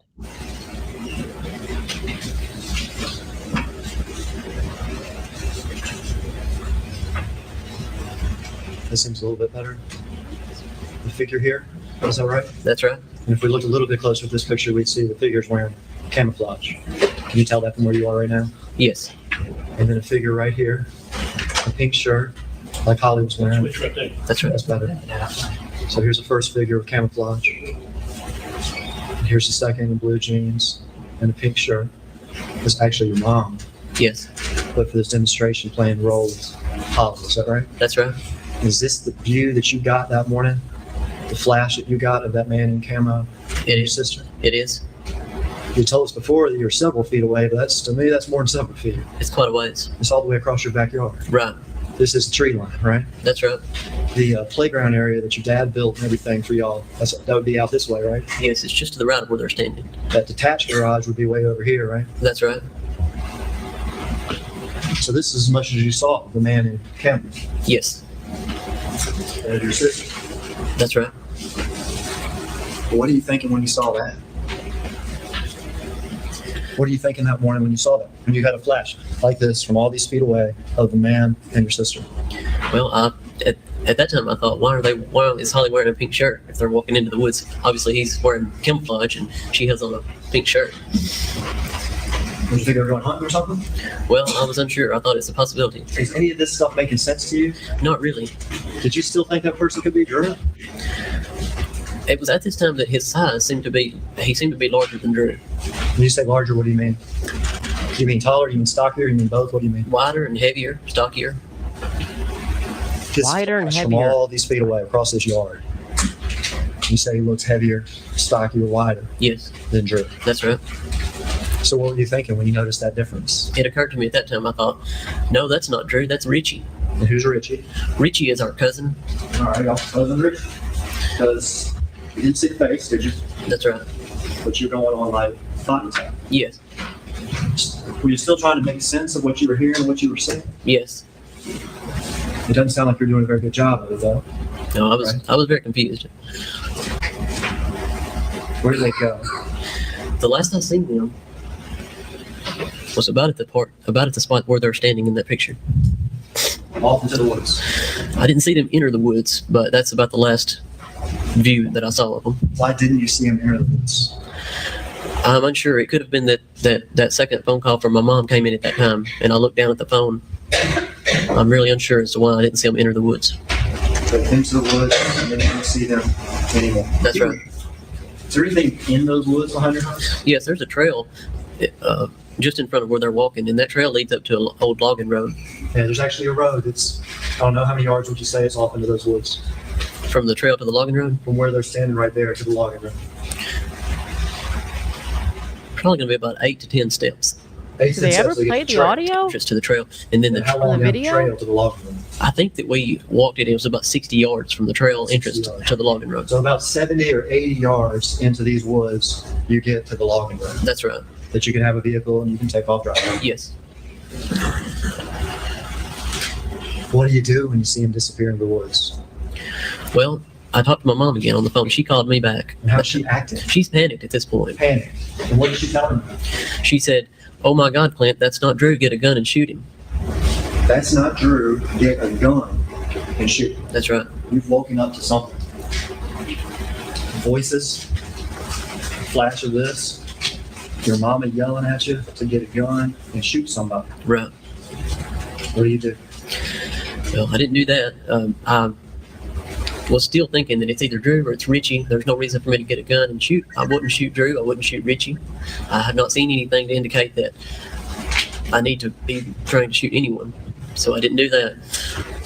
What did you do? I think it was at this point that I was at the back door, or I went back to the back door. I think I was already standing there, but I opened the door up, I guess just to listen, or I'm not sure what I was about to do, go outside, I guess. And then I felt how cold it was that morning, and I was still in my pajamas. So I come back. That's just something. You made a rush. Wow. We can I'm tell at this sorry. point in the Wow. morning that you're confused. Yeah.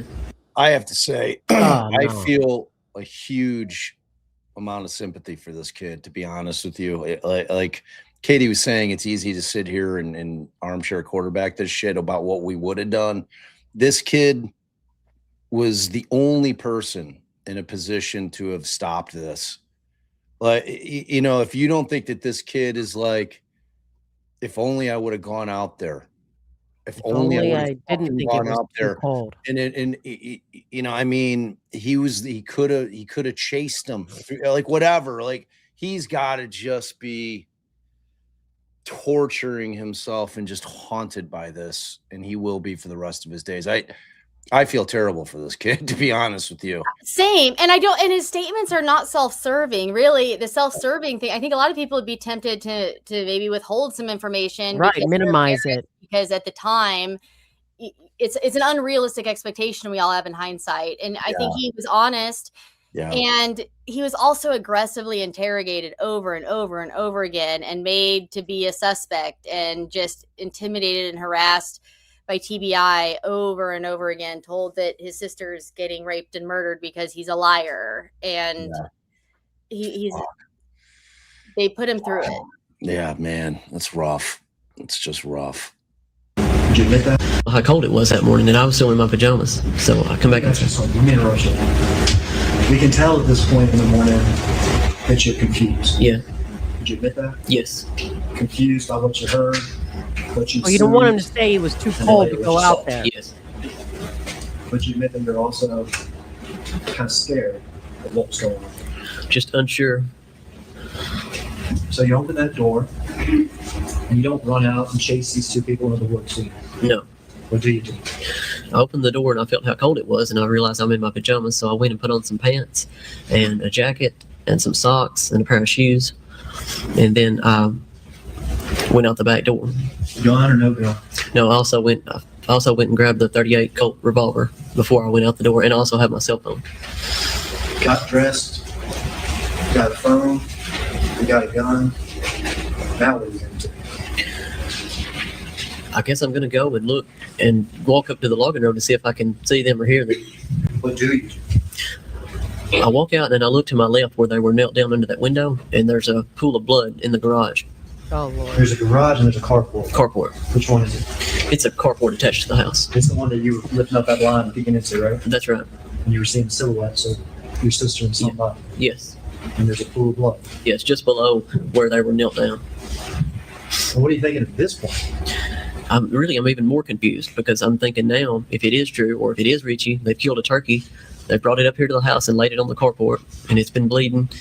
And You're still not thinking that some man or some men came to your house. All right. I need you guys to explain, where is the carport into relation to where he first sees them? So when he is looking through the window and sees them crouched down, that window is from the inside of the house into the carport. And so it's like a shared wall where here's the window, he's looking down, and they're right in front. So if you look at the front of the house, he's on I guess when you're facing the house, the right side of the house, and the carport's to the right of the house. Wow.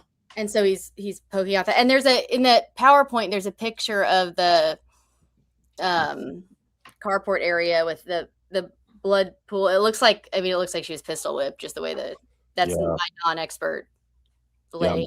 I mean, but she's bleeding, which makes me think more like a knife or something. It wasn't it was like two pools, like a larger pool and a smaller, not splattered. It was like a pistol whip, like you hit your head and your nose bled, is what it looked like. Because we saw, Babe, when they had Karen on the stand yesterday, they showed the picture and it looked like there was like a, like about that big of a kind of a blood droplet or splotch. And it looked like it was on a stair to me. I don't know. It was right off the stair. And just by combing through the disturbing plethora of past reports on Terry Britt from other victims and other crimes, he has a pattern of he tends to like to scare his. I imagine what he would have done is he probably would have come up and said, I'm gonna some profanity and freaked her out, and then probably knocked her unconscious. He would often his victims would wake up covered in bruises, and he would often he had these Jello shots that he was giving victims and drugging them. And so when they were hunched down and he's like giving instructions and she's kind of saying no, why, whether she was being bound or whether he was forcing her to take some kind of drug, we do know that he would typically drug his victims. Yeah. I don't know. I just got to say, yeah, I 100% agree, Babe. Like, I feel horrible for this guy, but I can't help but do what Dana says we shouldn't do and try to think of a way, especially given how like close everybody was to being able to stop it, and just say, my fucking God, shoot the gun in the air, scream your sister's name, scream stop. And I understand that, 2020 and, hindsight, but it was like at that point where you're grabbing the gun and you see the blood and you still, and I know as a psychologist, you're going to be able to explain to me that is the normal way the brain works. That's how everyone who's not a conspiracy theorist brains work. And even that's why that people can so easily be like, oh, that's a ridiculous conspiracy theory, because our minds are designed to look for the normal. But it's like, my gosh, she could have been saved. And I think, just like you guys mentioned earlier, it's just hard not to think about the ways that this could have been stopped. It's heart-wrenching to know it was like so close. There were so many things that had to come together or not. It's from the neighbor to the brother to the police. I don't care about a perimeter, a half hour later, but a 10-minute phone call. I don't know. That's my point. Like this dude's going through it and will be going through it for the rest of his fucking life in his own mind. And now I don't know what the relationship between Karen and Clint is, but I assure you there's tension. Like there is no part of, if we're thinking it, you could goddamn be sure Karen's thinking it. Like, right. And he didn't know, when she says it's not Drew, he didn't know how she, right, that's it. I told you to get a gun and shoot him. I told you, like, that'll be everything. But Mom, I didn't really know that you actually knew it wasn't Drew. Like, you had evidence that he was not in the area. It's a lot. It's a lot to handle. That morning, I'm even more confused because I'm thinking now, if it is Drew or if it is Richie, they've killed a turkey, they brought it up here to the house and laid it on the carport, and it's been bleeding. And you're still not thinking that some man or some men came to your house that morning and abducted your sister and dragged her off in the woods? Absolutely not. Had that even crossed your mind at all? No. If that had crossed your mind, what would you have done? The situation would have been much different. I would have probably not called anyone. I would just got a gun and tried to kill a person that was with my sister. Don't shoot 15 times. Outside with the gun and the phone, and now you're dressed. What do you see other than the pool of blood after that? Okay. I will go ahead and close the back door, and I'll walk across the deck because obviously I don't want to walk down into the garage. So I take a right and I walk across the back deck and into the driveway, and I make a left and I walk up through the backyard up to the entrance of that trail. Sort of like over to the left of that playground structure. That's right. To the edge of where they walked in. Yes. And what'd you see? I stopped walking just in front of where they are in that photograph at the wood line. Why'd you stop? And I was just looking and listening, and I didn't see or hear anything. In fact, it was unusually quiet. I didn't hear any birds chirping. The wind wasn't blowing. It's just real quiet. Just No man in camouflage anymore. right, No voices anymore. right, No Holly anymore. right. How long do you sit there or stand there, listening and looking? I stood there for maybe like 30 seconds, and then I heard a vehicle coming up our driveway. Okay. What happened then? Well, I recognized the vehicle as Kathy Wise's Ford pickup truck. All right. Who's Kathy Wise? She was our neighbor at that time. You're looking at the front of your house. They live off to the right. That's right. That's right. Kathy and James Barnes, Yes, his girlfriend or ex-wife, whatever it was. I was unsure, but What did you think when you saw Kathy Wise's truck driving up? well, I was still very confused because she never comes up to the house. That's not something that normally happens. Right. Okay. But maybe it's something that could explain what was going on. Yeah. So did you talk to her?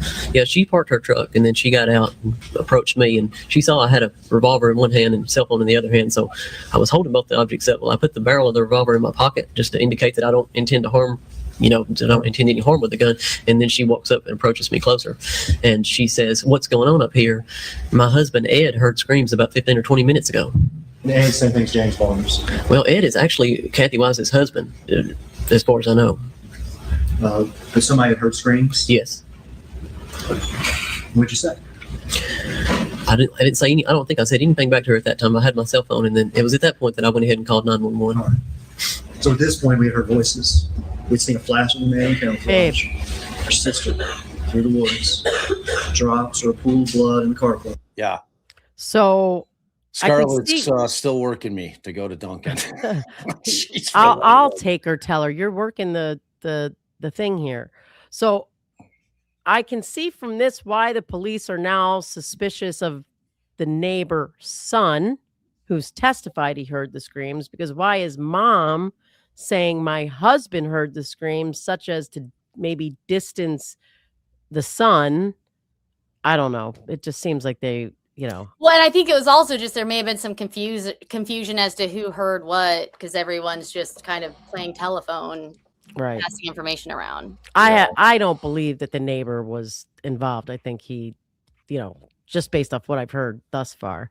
Obviously, I'm also somewhat shaded by the fact that I believe allegedly that this Brit character is a really strong suspect. Very, very strong suspect. Because look at it, and this is one of the questions I was going to ask both Katie and Dana.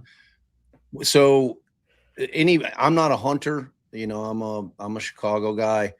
So and we know that there's seasons for hunting. There's deer season starts. It's always a big deal. Today's the first day of deer hunting.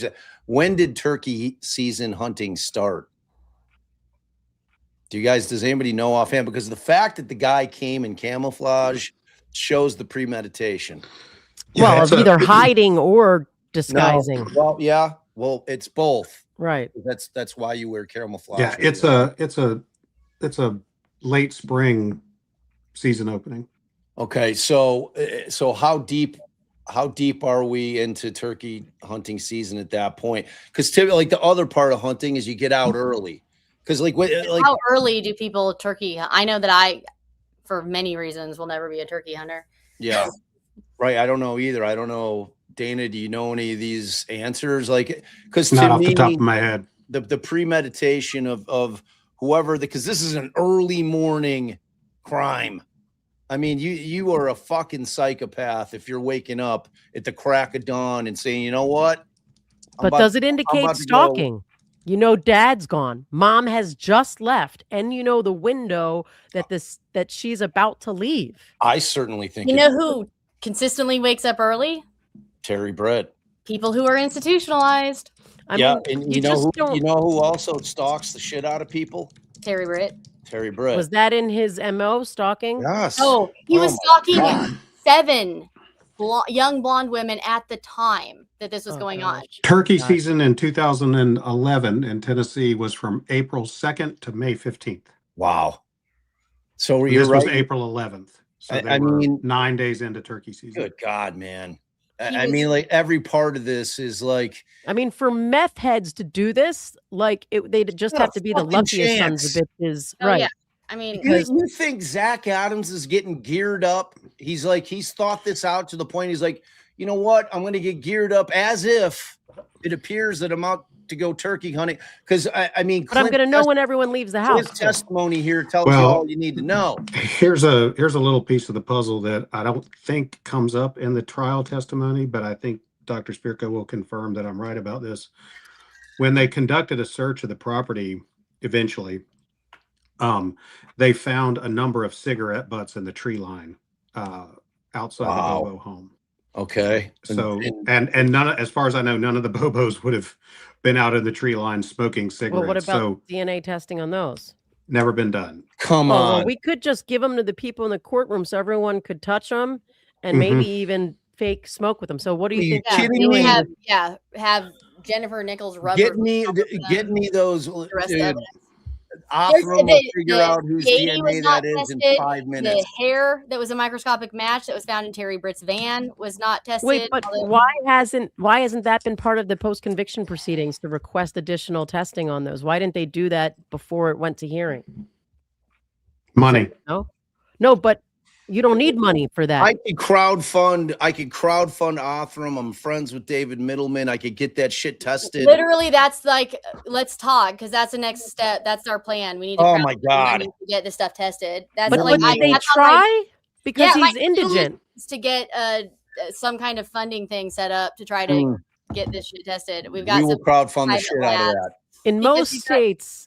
Now the 380, there's Orange County in Florida has offered to test it, and they're not going to charge us. They have the latent fingerprint testing for the vaporizing, that new technology. But the hair, so the hair that was found on a piece of duct tape attached to rope in the van, one of the two vans that the FBI cadaver dogs hit on Terry Britt's property, was a microscopic match for Holly Bobo, meaning it's a 1 in 100,000 chance that it's anyone's hair other than Holly Bobo's. They did mitochondrial DNA testing on it. Mitochondrial DNA has a very high mutation rate in hair, 20 to 25% turnover rate. And so it not being a match, it was not a match. And that there's a 1 in 4 to 1 in 5 chance that you're not going to be a match to your own hair mitochondrial DNA. So basically it's a 1 in 100,000 chance she matches. The 1 in 5 she doesn't. So it's probably her hair.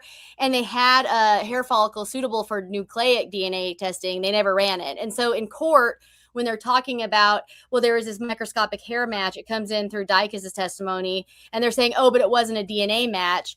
Well, they're taking advantage of the fact that when a jury hears DNA, when we hear DNA as a lay audience, we're thinking nucleic DNA, that really specific, highly reliable test that is not what was happening. What was happening was mitochondrial DNA. It's a maternal DNA line that just is not the same thing. Was there enough for the follicle there though? So it wasn't. There was enough for hair follicle testing, and what had happened was when the microscopic DNA match came back, the FBI forensic lab advised TBI to move forward with indictment on Terry Britt and said the microscopic match was enough.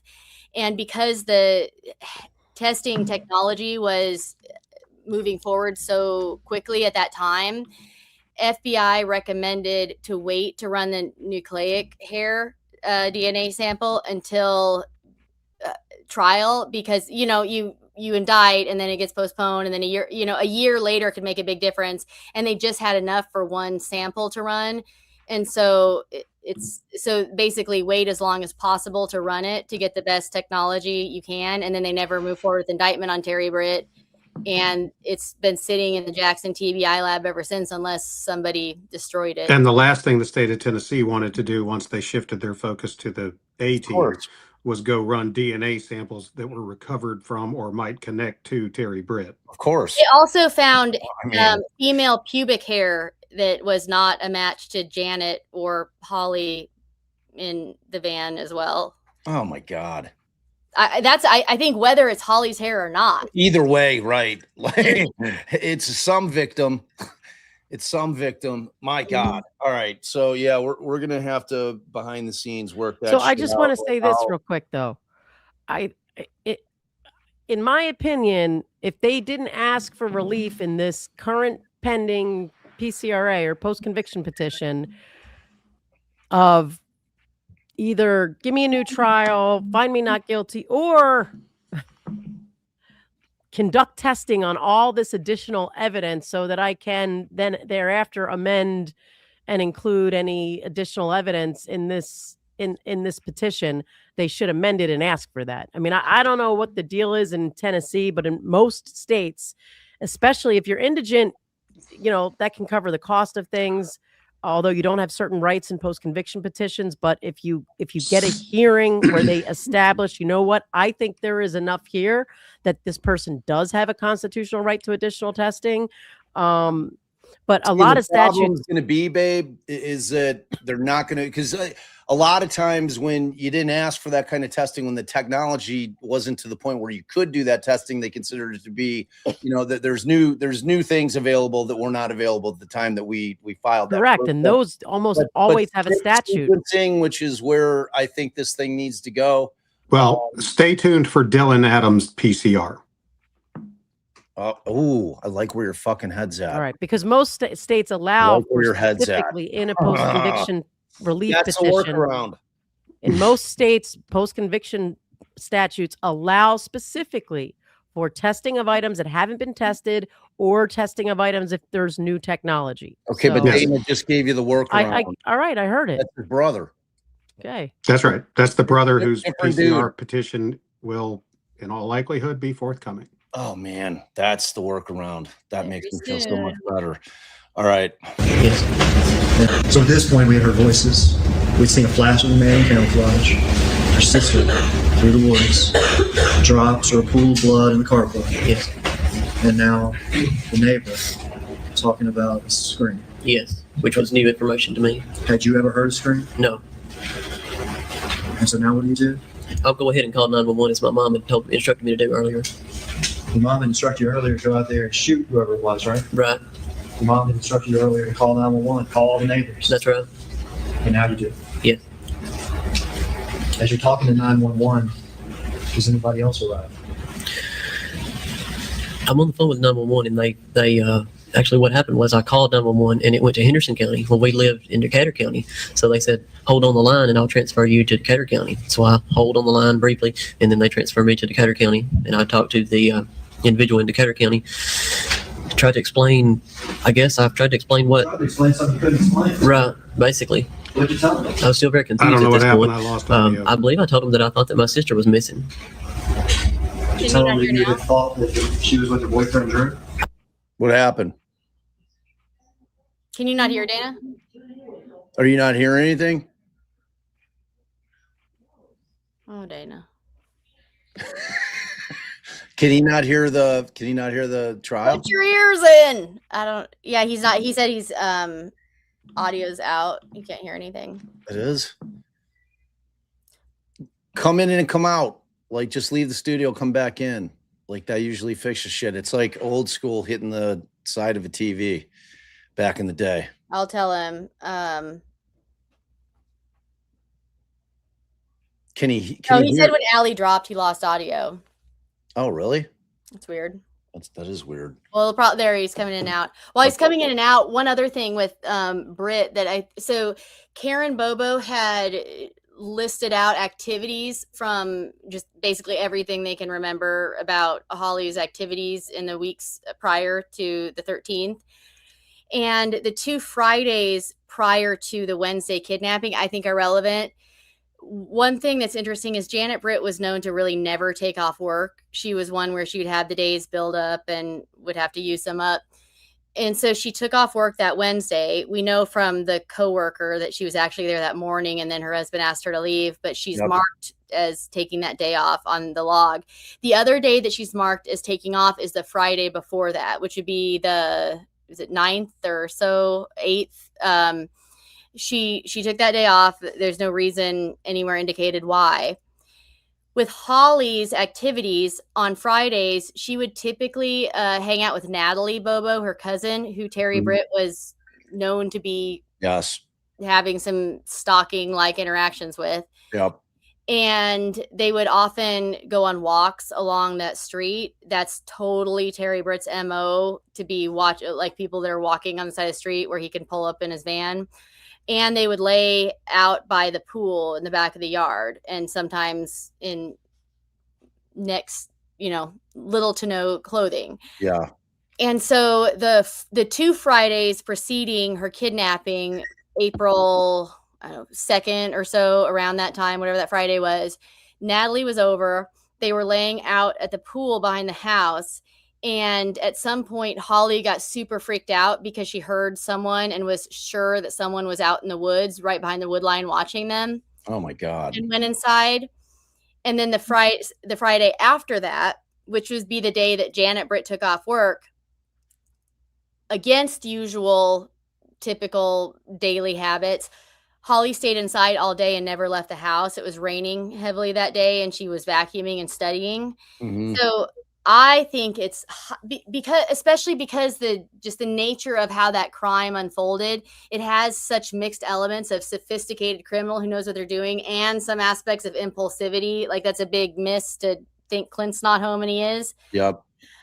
I think they were probably planning on taking her that Friday, and she never left the house, so they didn't have their opportunity. And Janet has been Terry Britt's accomplice on previous kidnappings and assaults. So I think they probably had to call it off.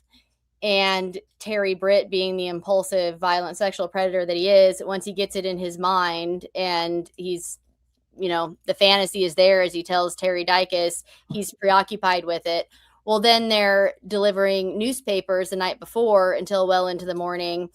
I think Terry Britt drove past that house on his way back from delivering newspapers, saw that Clint's truck was not there, and so it looked like he wasn't home.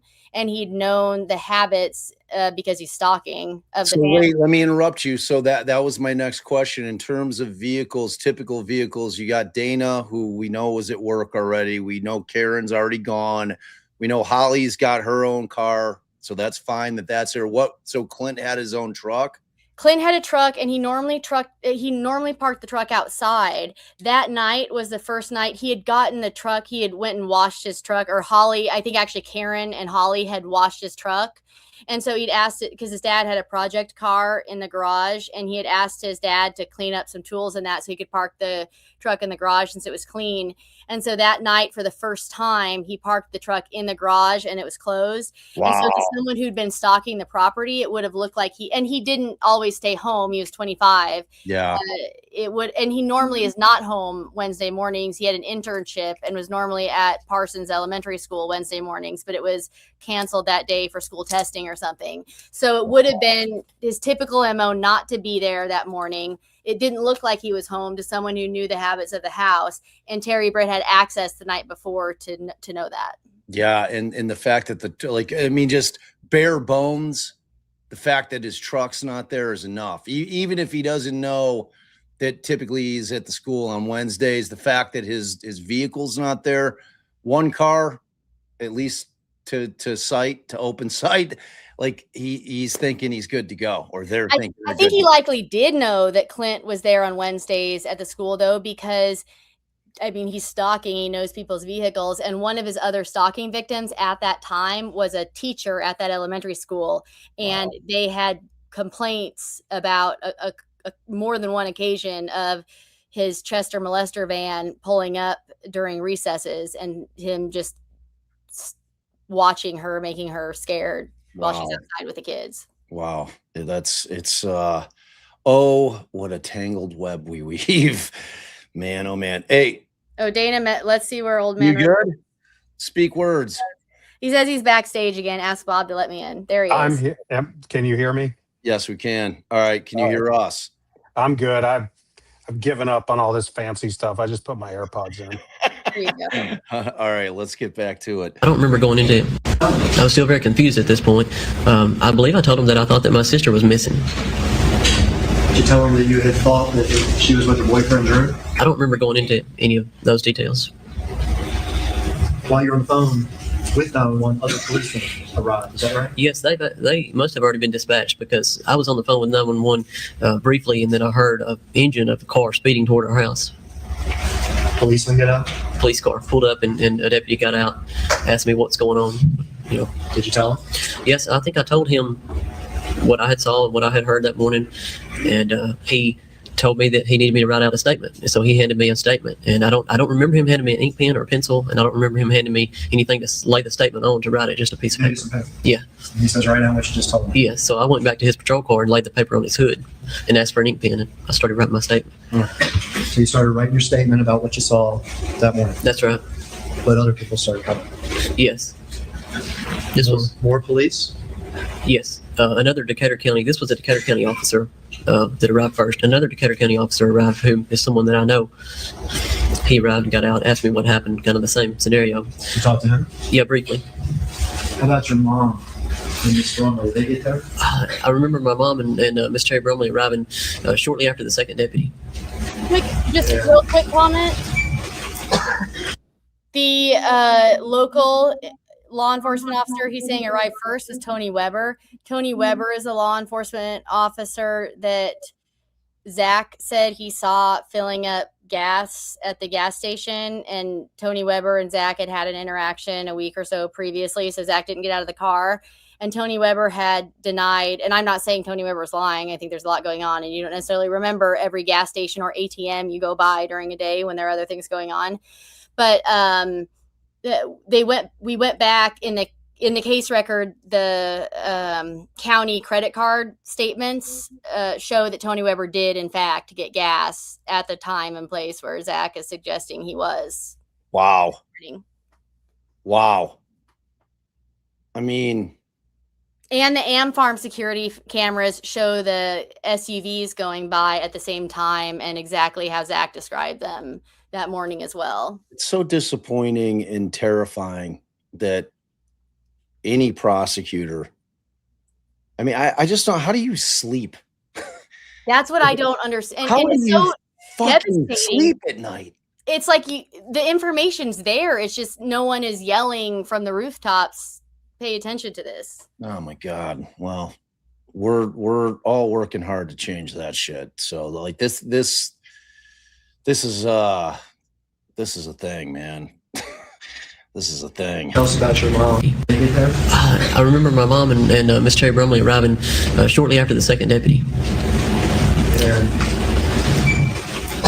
tell us about your mom. They got out of the car or the vehicle, and then my mom approached me, and I think that she grabbed me by both arms and kind of shook me and said, "Why didn't you do something?" Very upset.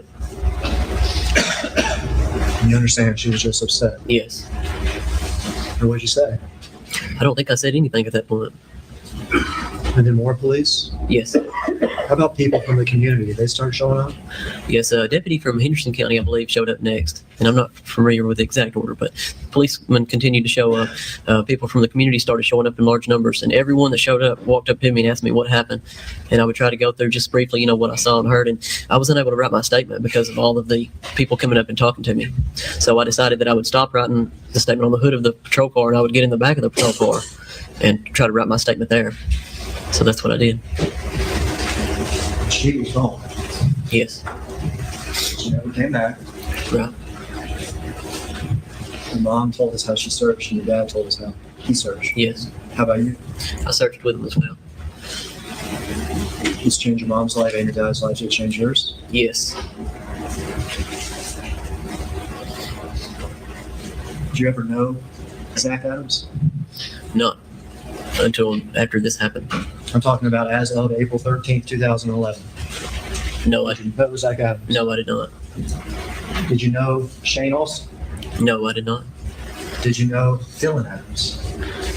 I knew of Dylan Adams. I think I had seen Dylan Adams at my grandmother's house on possibly one or two occasions. Had you ever hung out with him? No. Under what circumstances would he have been at your grandmother's house? He was friends with my cousin Brent Carnett. Did you know Jason Autry? No.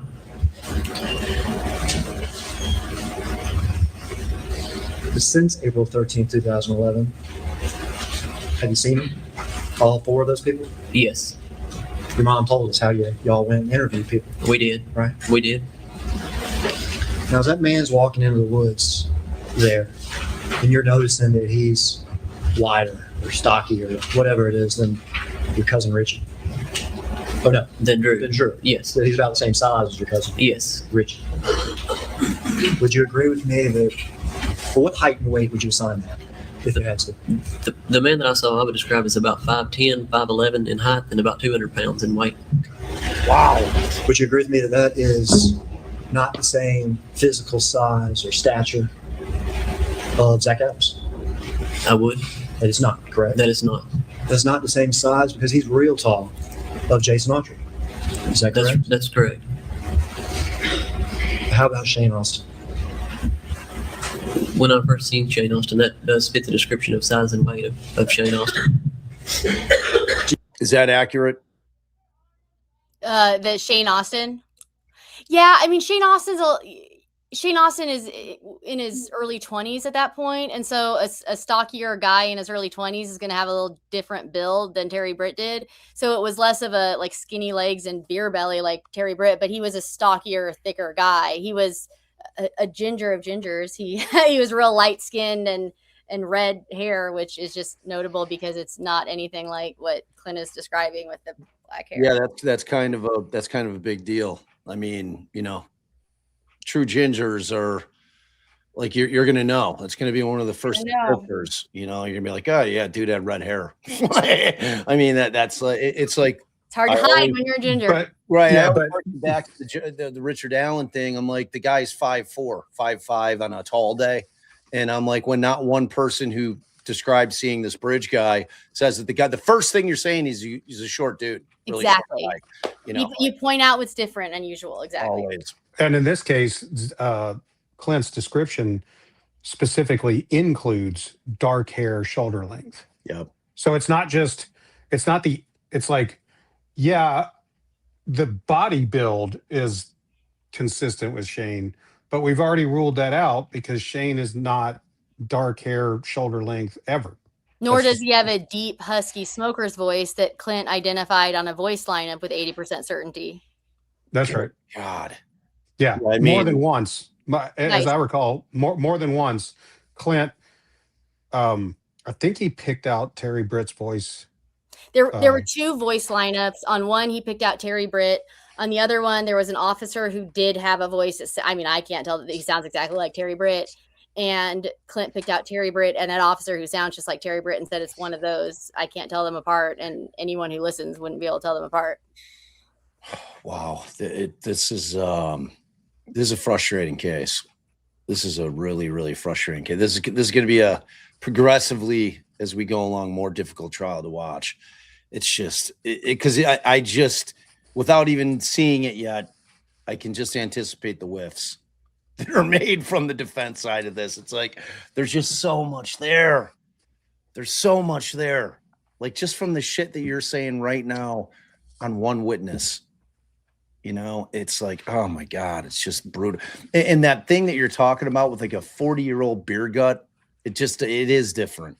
You can tell you can tell by someone's gait, their stanchion, whether they're in their 50s or 20s. 100%. And that 40-year-old beer guts is just a different thing. It's like that hard, distended, weird ball that a 20-year-old just doesn't have. It's just it's a distinctly 40 and above feature.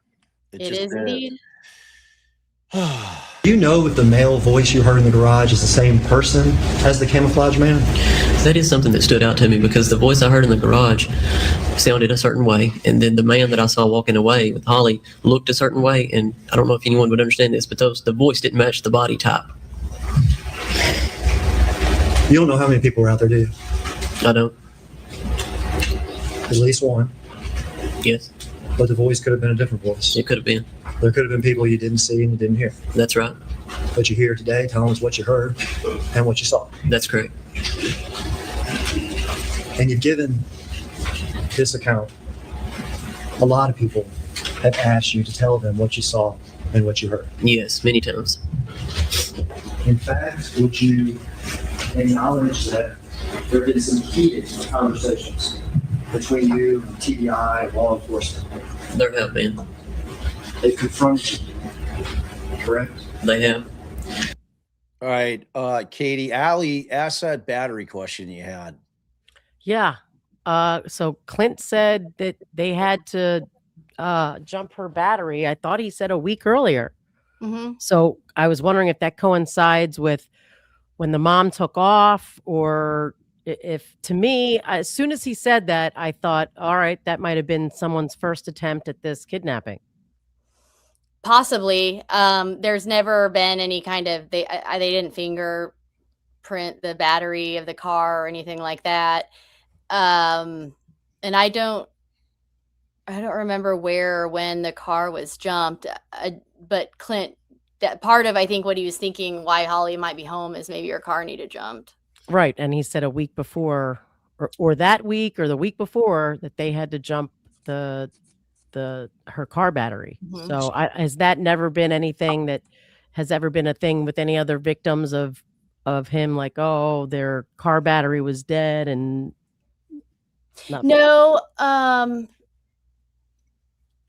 no, not on any that we know of. Well, let me ask you this. Did anybody ever get into, was it like, look, when you live in a rural area, maybe you're not prone to locking your car every night. Was it Holly's habit to lock her? Point being, if I'm premeditating this and part of the plan is that I'm hoping that I get Holly alone, in a key element is that she's not able to jump into her car and drive away from me. So if I'm going there the night prior in the middle of the night when everybody's sleeping, like, these are folks that are waking up at 4:30 in the fucking morning for whatever reason. And I'm going and I'm turning her headlights on in order to kill that battery without accessing the hood, popping the hood. Just if she doesn't lock her car, and I'm that guy, and I'm like, all right, I'm going to kill this battery overnight. So when I'm going to do this thing in the morning, she doesn't have the ability to get away from me. I mean, like, did anybody ever dig into the kind of that concept of it? Because Allie's like spot on with that thing. No, I mean, I would just unhook the battery over like turning the light on all night. But that's louder. If everybody's sleeping.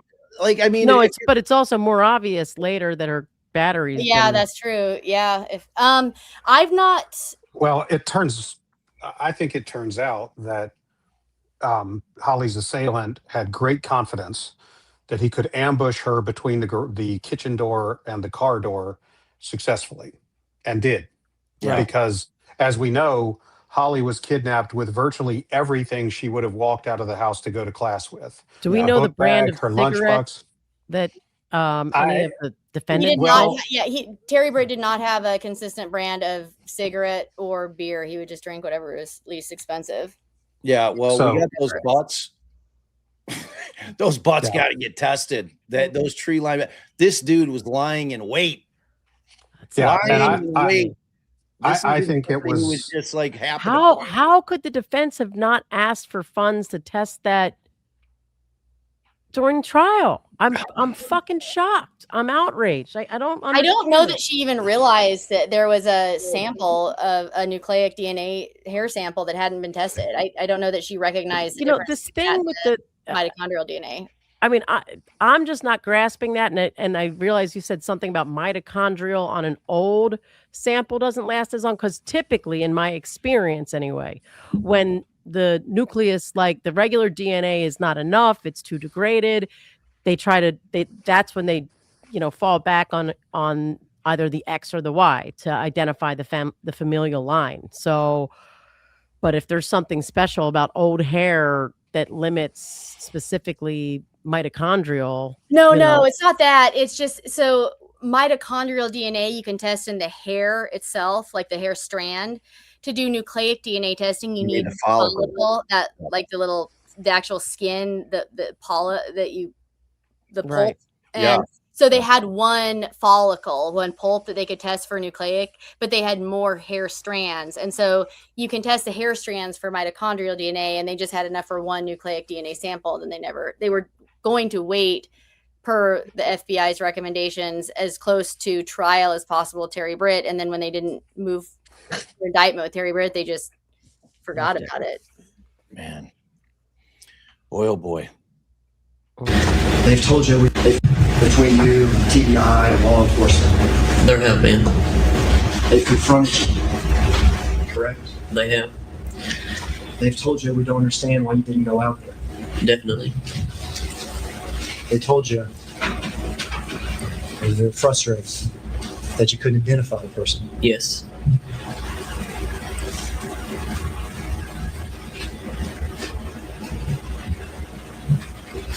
But have you always told the truth? I have. Do you regret what you didn't do that morning? Yes, I do.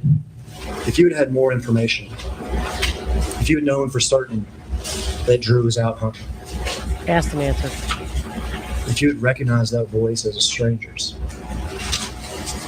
if you had seen not just a man walking in the woods, but another man and another, what would you have done? I would say that everything would be different and we wouldn't be here today. But that's something you live with. If I had had more information, I would have definitely reacted to the situation differently. Since you love your sister? Yes.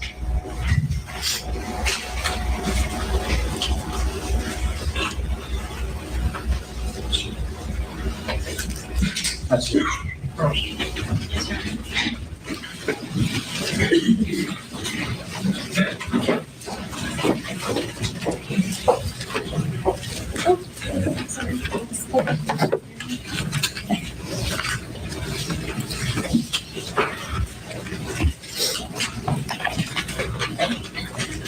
Mr. Bobo, my name is Jennifer Thompson, and I represent Zach Adams. Okay. I'd like to ask you a few questions. Okay. You've given multiple statements in this case, I have. and you gave a statement on the same day that your sister disappeared, I did. or multiple statements actually. Several statements that day. One of the statements you gave was to FBI Special Agent Art Viveros. Do you remember Mr. Viveros? Yes. And so that was a statement that you made very close in time to when the event occurred, I don't recall. when your sister disappeared. Yes, I don't recall the time of that, but I did sit down and talk to Mr. Arthur that morning, just after my sister was taken. And at that time, you said that initially you had received a call at 7:33 in the morning from Chad Marshall. Do you remember? I remember Chad calling that morning. I don't remember the exact time, but I was asleep, and I just simply picked my phone up and silenced the call and went back to sleep. Okay. And it wasn't until about 7:40 that you woke up because your indoor dog was barking. Sometime around that time, that's correct. Yes. And you were up for a few minutes. You said you were up for about 10 minutes when you heard the voices from the carport. Do you remember saying that? Not really. Okay. You told him that at first you thought people were trying to break into your house. I don't remember telling anyone that. Okay. Do you remember telling him that you walked to the windows that face the carport? You pushed out the Venetian blinds. You pushed them open and observed two people squatting down. I do. Okay. You could only see the tops of their heads. Is that right? The tops of their heads and maybe the top portion of their shoulder, I think is what I told them. Okay. And the female had blonde hair. Can we Yes. pause for 1 second? Yeah. But you weren't sure who they were because you. I know it's really easy to second guess this. I mean, looking at it now, it occurs to me that the question that you might ask Clint is, you agree with me that your description of the man you saw take your sister from the property is not my client, correct? Yes. I mean, And The then prosecution I don't said know that. what I know, but that's the point to drill Yeah. home here. I'm not sure what else you get from Clint Bobo. You saw the tops of Besides their that. heads. Where's the red hair? Well, It's not, but Shane's dead by this point. Yeah, but they're trying to make it sound like Shane kidnapped and Zach unalived. right. Well- Fine, but Shane's Okay, not then on that's, trial. then that's question 2. because Zach was And you calling the agree shot. with me. You agree with me that the man you saw did not have red hair, correct? Right. No further questions. That's it. It's 2 questions. I agree completely. Maybe. I mean, I'm with you, dude. The first question should have been, you would It agree. with wasn't me that- him. right? No, and then Man, the only other thing I would ask is you went to the Zach's house with your mom. At that point, you did not say to your mom, "Oh yeah, that looks like it could be the guy." No, and you went and saw Shane Autry, and you did not report Austin. after. That you did not report after that. I think that guy could have been the guy. And Allie, I think that's an excellent point. He remembers well enough. He's getting a voice line up. He's having all these details. If you're in person, it's so much easier to recognize someone in person than over pictures and stills.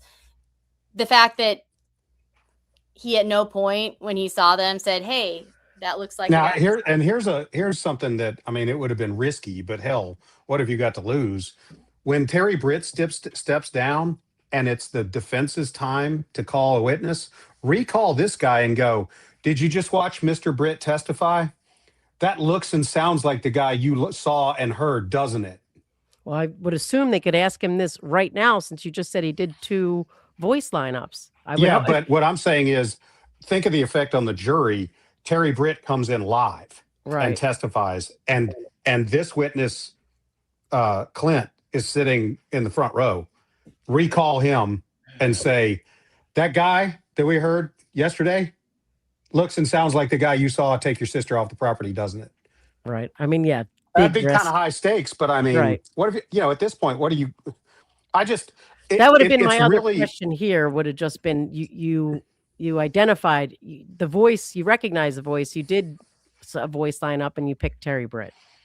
Yeah, and I could have footage of anything that does not exist here. It would be to watch Clint's face in the gallery as Terry Britt was testifying.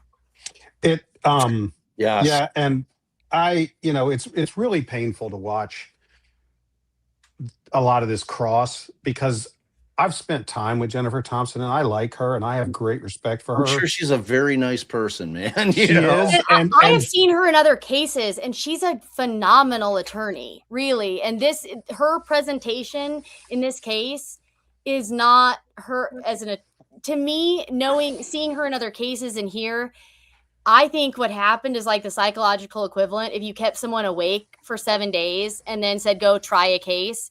I mean, the amount of psychological warfare they were playing, she just is like learned helplessness. She was so beaten down and questioning herself and freaked out and in a state of PTSD. Like yeah, you know what though? I asked, and I'm sure Jennifer's an excellent attorney, and but I put this at Allison last night, and I don't know if you guys were on with us in chat or not, but when we tried that case in Omaha, Nebraska, quadruple homicide, fucking battled to the death. They hated Allison. Allison was papering them to death. They were trying to kill our client.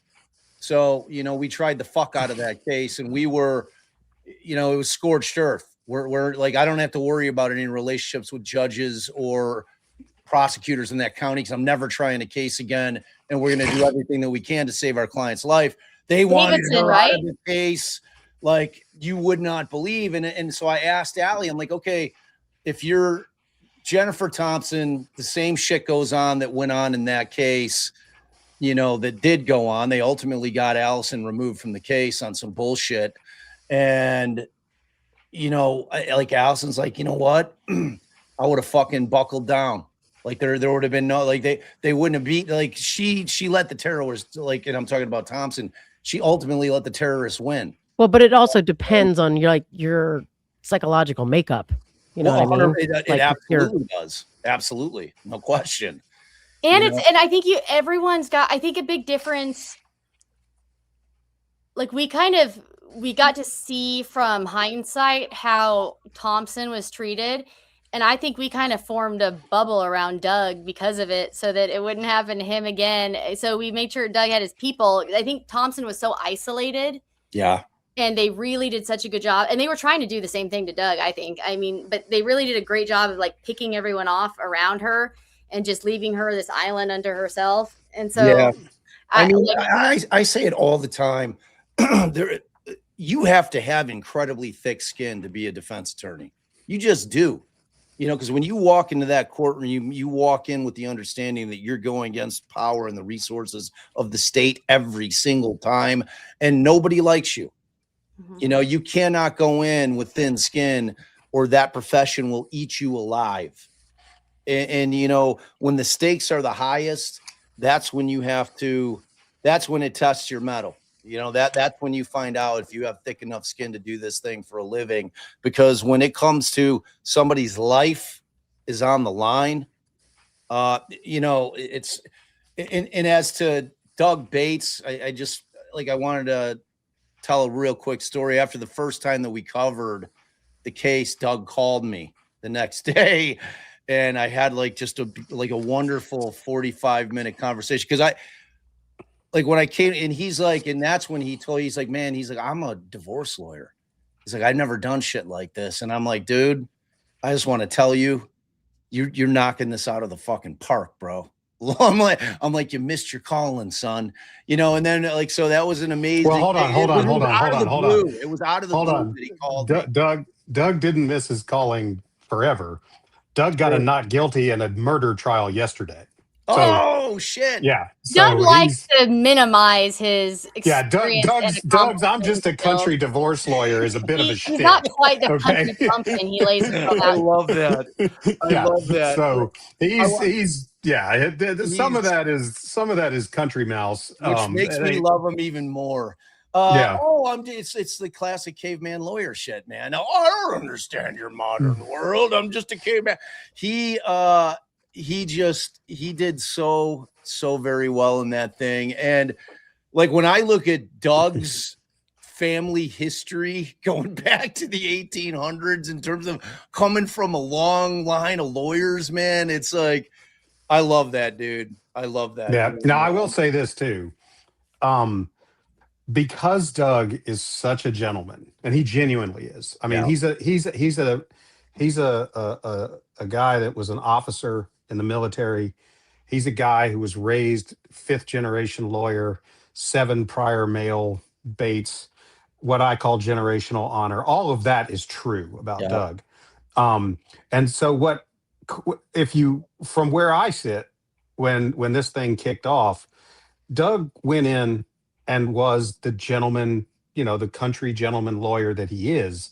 And he expected that he was meeting someone there who was like that. Yep. And what it took him a while to realize, while certain people encouraged him to harden the fuck up, was that they were not like him. Yep. And they were not playing by the same rules. Right. And they were not going to treat him fairly. And they were not going to do things above board.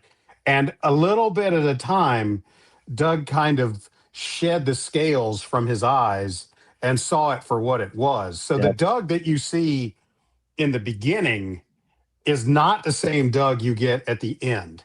If Doug had given the closing in May of 2025, it would have been very different.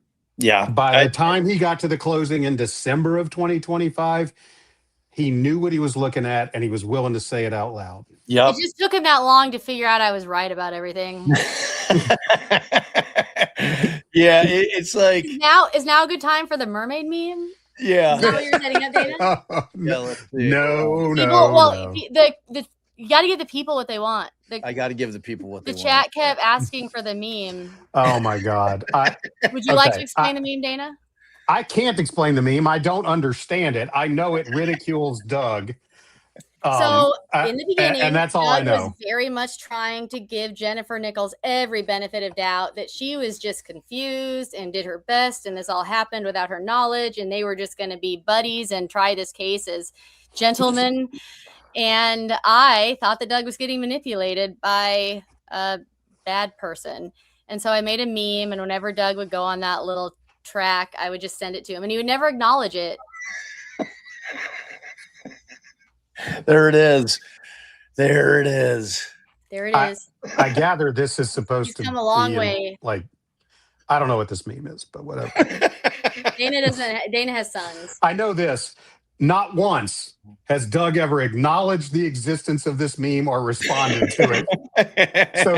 So he must hate it so much that he doesn't even laugh at it. Because he gets it. So it's like he's the innocent Ariel trusting the mean, evil witch. Giving up her voice to the giant, mean, nasty octopus who is going to ruin everything. Wait, Dana, are you losing sound again, man? I lost Katie on that one. Oh my God. What is like Can you hear me now? you Dude, got I don't know. you got some I have- tech wizardry happening over at your Dude, spot, dude. I couldn't tell you. I've tried every microphone I own. I hear you loud and clear. Like you sound great. Like whatever. He it didn't was quit in the playing beginning. with all. He has all these fancy toys. Yeah. Stop playing with your toys. Oh. Well, wow. Wow. Like all this stuff. He hooks it up, and the lights, and then there's all microphones. Things She that went go wrong. there. She went there. She went there. All right. Okay. Let's keep rolling here. Kick me Don't out and forget to bring me switch back. the screen for us, babe. Do you want me to pull you off and bring you back in? Kick me out. All right. I'm Oh. gonna kick you out. Kicking him from the studio again. I'm kind of You're outta flattered here. that he wanted to leave and come back so that I wouldn't be muted. I figured he would have just soldiered on with that. And I removed the meme just so Bob's sure to put back the actual. I did. I pulled the meme. Okay. I was getting ready to. I was having to reshare the trial. All right. There he is. Testing 1 2 1 2. Testing 1. I hear you. All right, Testing. Katie. I heard Katie, say Allison. words. And I have to head out. I've had my share of meth, murder, mayhem for the day, and have to go do some family things. Oh, that's what. No, you have. Listen, Katie's tolerance for meth, murder, and mayhem is far greater than what we've seen today. So that's not it. It is. that I It is know. some other obligation, I'm sure. I Yeah, got you got family plans. I Thank you respect guys. it. I'll be Always. back. I'll join you guys back. I'll stick around All right. for a little bit. I got to go pick up heavy things and put them down again. Yeah, And I gotta get the fire going for the dinner I'm making tonight. I love it. All right, let's keep rolling. We'll probably only make it through Clint. I don't know how long. How long is this cross? I don't Roughly. remember. Okay, let's go. You couldn't see their faces. Right. One of them sounded male and seemed to be giving orders to the female. That's right. They both sounded white. Yes. By that, I'm assuming you're just talking about kind of the intonation in their voices. Yeah, Mr. Arthur and some of the other FBI agents and TBI agents asked me if I knew the ethnicity of the person that I Okay. heard. The female seemed to be agreeing with what the man was telling her to do. That's right. And you thought it was Holly, but it didn't quite sound like her. I don't remember saying that. Okay. And you assumed at that time that the male must have been Holly's boyfriend. Yes, I did. Even though you didn't go outside, it was an odd enough situation that you called your mother. Yes, Okay. And you then, when you couldn't reach her, you texted her. that's right. When you couldn't hear the voices outside any longer, that's when you looked out the kitchen window and saw people walking towards the woods. Isn't that right? The kitchen door, that's correct. Okay. Okay, the glass window in the kitchen. If you said glass window in the kitchen, you would have meant the door with a window in it. That's right. Okay. And as you looked at the woman, it looked like the size and shape of Holly. Is that right? That's correct. And do you remember what she was wearing? She was wearing a pink t-shirt and blue jeans. Okay. And again, you assumed still at that point that the male was Drew I did. Scott, the boyfriend. And you thought that the reason that they were going into the woods was because Drew had shot a turkey and he was taking Holly to go see a turkey. I thought that was a possibility at that time, yes. Okay. And so there was nothing about the way they were walking that alarmed you at that time. That is correct. There were some, perhaps, reports that she was being dragged into the woods, but you didn't see any evidence that she was being dragged into the woods. That's right, and those reports were false. If you had seen your sister being dragged into the woods, you would have jumped into action. That's correct. Okay. And the man you said had on camouflage pants, a camouflage shirt, and a hat. To the best of my memory, I think that he had on a lot of camouflage. I know I reported full camouflage, but he did have on camouflage. Okay. Do you happen to remember what the camouflage pattern was? At first, I remember it appeared to be Mossy Oak breakup. Okay, because What? actually there's different companies. Mossy Oak is a company of camouflage, Mhm. and each company has different camouflage patterns that they use. Right, Okay, and Mossy Oak, you said Mossy Oak breakup, that's correct. and that would be a camouflage pattern you might use if you were going turkey hunting. That's right. And you said at first you thought that. Upon further reflection, did you decide it might be something else? Yes, I did say that it could have been leafy wear, which is something that turkey hunters wear. Okay. Was it just that it was too far away for you to really determine? Yes, it was. Okay. And you said you thought that you saw in the person's right hand something that looked to you like a turkey call. Yes, I think I described it as maybe a deer grunt call. A deer grunt call? That's right. And what would that look like? It's a black pipe, plastic pipe that's about 7 or 8 inches long, and it has like a flexible end on it. Okay. And how do you make noises with it? Do you move it around? No, you blow through it. Okay. Is it just me or Yo, excuse me just 1 minute. I get nervous too and I get to turn around.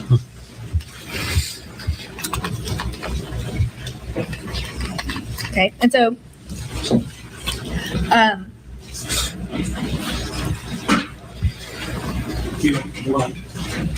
sorry.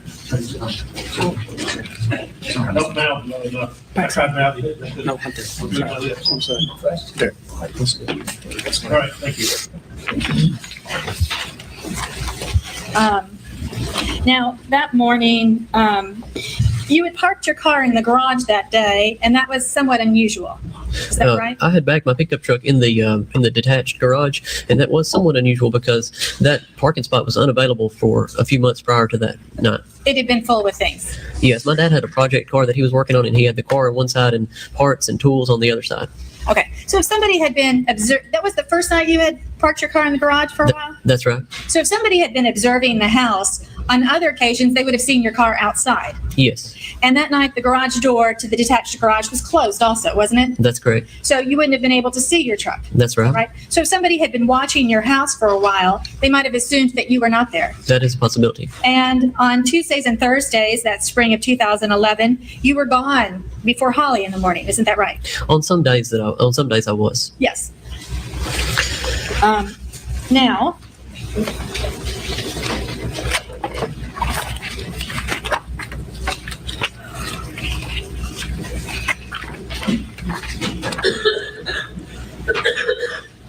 do you remember also telling law enforcement that the person's hair, that you could see the man had dark hair sticking out from under his cap? At some point in time, I do. Yes, I remember that. And you had said that the dark hair was long enough that it appeared to be touching the man's collar or down on his collar. To cover his neck. That's correct. To actually cover his neck even. Yes. Okay. And it wasn't red. And it wasn't red. In fact, you had also described the man's voice. Yes. You described it as a very deep, low voice. Yes. Didn't you? Okay. And at some point, Terry Dykes brought you voice samples. How doesn't she ask that question? Maybe she's going to get to it. You gotta ask it right there. Right there. I mean, it was strange because she said, you looked out of the window, you looked down at two heads, and the woman's hair was blonde. So I was expecting the next sentence to be, and the man's hair was dark, brown. This is the only eyewitness that they have. That's right. And to whiff on this guy like this is like, oh my God. So frustrating. It's like, to me, it goes to the point that Katie was making in terms of whatever was going on with Jennifer psychologically at this point. She just wasn't bringing her A game, because when you've got Nichols sitting there talking about she's worked 4,000 hours on this case. She knew this case better than anybody in this county, including me. Well, maybe she gets to it. The truth belies that fact. I don't like, in terms of watching what goes on. It's like, how do you miss on questions like that? Especially, it's like Dana said, the first question you ask right off the get is, the man that you saw out there that day is not my client, correct? I mean, he'd have to say yes. It's not that's not the guy I saw. I mean, that's where you start this thing, and you keep it as truncated as humanly possible. I said many times that Jennifer Thompson adamantly and completely believed in Zach's innocence. I think, to use a overwrought cliche, she lost sight of the forest for all the trees. Yeah. And she seemed at times to be trying to eke out a not guilty, not beyond a reasonable doubt verdict. Yeah. As opposed to going boldly all in on an actual innocence presentation of the evidence. And I will say too that when you talk to John Walker, when you hear Gonzalez testify, when you hear Dicus testify, when you hear Reeves testify, they were all shocked at how little she prepared them. They were all shocked at how little she included Gonzalez. Gonzalez was shocked, rather. I think it overwhelmed her, and I'm not sure that she ever could have just told you in 5 minutes, here's why you should believe my client is innocent. Right. Not guilty, innocent. She Right. might have And actually that's- lost sight of the trees for the forest because she Yeah, was missing the it's- small details. Well, I'm not sure that then or now Jennifer Thompson could articulate for you the critical importance of the cell phone data as Doug did. As I've said before, and I think I may have said it with you guys, what's astonishing to me in this case is that almost everything that you saw Doug Bates do in the PCR was evidence that Jennifer Thompson had in hand. Which And is either didn't know she had it, or didn't understand it, or didn't understand how to use it. With only and the things that she didn't literally have on a hard drive then that Doug used to great effect now, they were things that you could have gone and had a PI do. For example, the testimony of Paul Dillon when he completely destroyed the timeline that Autry gave about the route to the river and back. That was all knowable to Jennifer Thompson then. I mean, before Paul Dillon did it, I did it, and I had a much less comprehensive understanding of the case when I did it. But as soon as I saw some of those goalposts and like set in stone data points from the cell phone, the Gooch Creek cell phone ping, and the 1112 ATM photo and that kind of thing, I said, all right, we just got to see if what Autry says can happen. And Katie and I went out and drove it, and it can't happen. Yeah. And I don't know for the life of me. I mean, like I said, it's easy for me to second guess all this now. But when you hear this cross, we're sitting here wondering, sometimes you know that she scores a point, but you only know that because you know the case so well. Exactly. And if you're the jury, you're never going to know that she scored a point because it's lost in this line of questions. Like 80% of what we just heard her question was just confirming what he said on direct. Yeah. Like, and Right. It wasn't helpful to her. Right. Like to your point, she not only has to say, and he didn't have, and the hair was brown, right? And it wasn't red, but we heard the state ask you about so-and-so on direct. And that Right. person who you know has red hair, correct? So Right. because of that, it doesn't seem that that's the person you saw either, because they don't even know he's got red hair. Right. You got to fill in those gaps. Right. Certain. Right. Because that's such like, and that's the thing when we're doing our YouTube presentations in terms of knowledge of the case, like out of everybody, you know, that especially between you and Katie, like I am essentially a juror.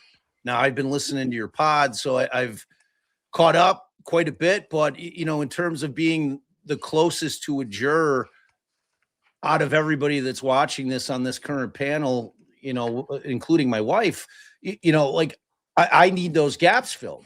You know what I'm saying? Right. And it's those types of questions where you've got the ability to be able to truly destroy the state's case in one fell swoop with this guy, because frankly, he's the only person who laid eyes on the killer.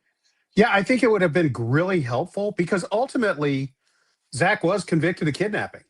I think it would have been really helpful to drive home for that jury in the first 30 seconds. That's not the man you saw, right? And as Allie said, nor is his friend Shane the man you saw, right? Boom. It ain't Autry and it's not Dylan. So now there's a fifth person somewhere in this story. Yeah, and Katie's lurking. She said you need the 1112 geolocated timestamp for that to be valuable, though, which Thompson didn't have. Well, that's true now, but she still didn't maximize the data she did have. But and I know Katie's going to be mad at me for saying this when she's not here to defend it. Jennifer Thompson did or should have had the 11/12 timestamp. It was on the hard drives produced for the defense. Yeah. I mean, it was there the whole time. Now, Jennifer Thompson's version of that may have been corrupted, she may have been she was using a Mac and not a PC, and there's a whole bunch of things. But Jim Simmons' hard drive had it. Yeah, and that's one of the things that trial. worries me about that particular piece of evidence in terms of the post-conviction, because it's like, well, I mean, if we get something that's corrupted and it's not working, you know, we're sending an email saying this shit's not working, bro. And Jennifer Thompson did do that many, many, many times. She also had her team send subpoenas to get whatever the bank had, and the bank said, we don't have anything. They also had an investigative report from TBI that said, we've looked for cameras that covered this area around the bank, and there aren't any. So there were a lot of reasons why Jennifer Thompson eventually, I don't want to say gave up, but accepted the world in which there was never going to be an ATM photo. And However, I just wanted to pull this up before we lose you, because I know you're going to be lawyerly involved in stuff. So this goes to like the statute. And for example, we've got Jason Nash says, how do you gain access to the evidence for testing? So this is a post-conviction statute in Tennessee that says specifically that any, that a person convicted and sentenced for the commission of first-degree murder, second-degree murder, aggravated may at any time file a petition for forensic DNA analysis of any evidence that's in the possession, control of the prosecution, law enforcement, laboratory, or court, and that is related to the investigation or prosecution that resulted in the judgment of conviction and that may contain biological evidence. So does that language at any time remove the procedural bar if they failed to raise it? This is a post-conviction statute. That's what I mean. But does those two words at any time, does that remove the procedural bar? Yes, I would say so. Yes, absolutely. May at any time.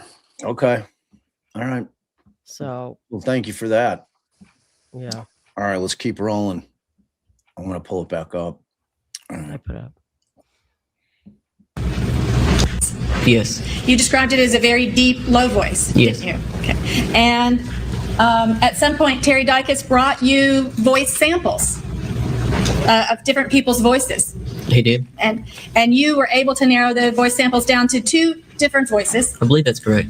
And to you, the 2 samples of voices sounded identical.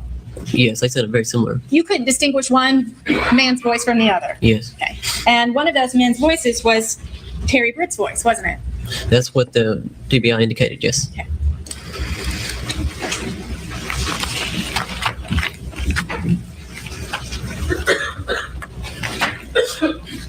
See, now to Dana's point, that's a point, right? But Terry Britt's testified, so that I he has not testified yet. Oh, he didn't? No.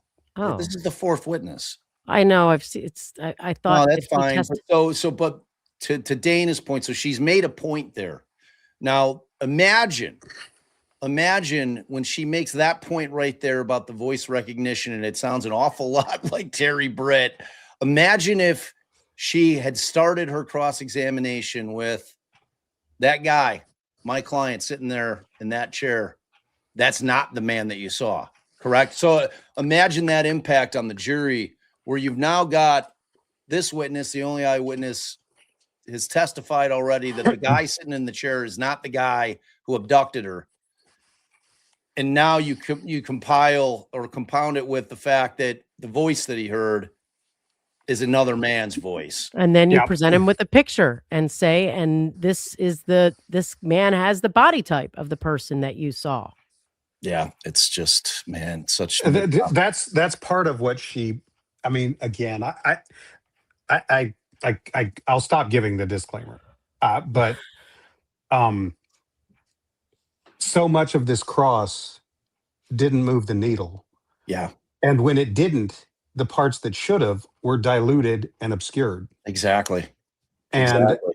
and she committed, in my view, many, many, many times the cardinal sin of having the person repeat what they said on direct. Yep. All right, let's go. All right. I'm still hoping she gets to it here.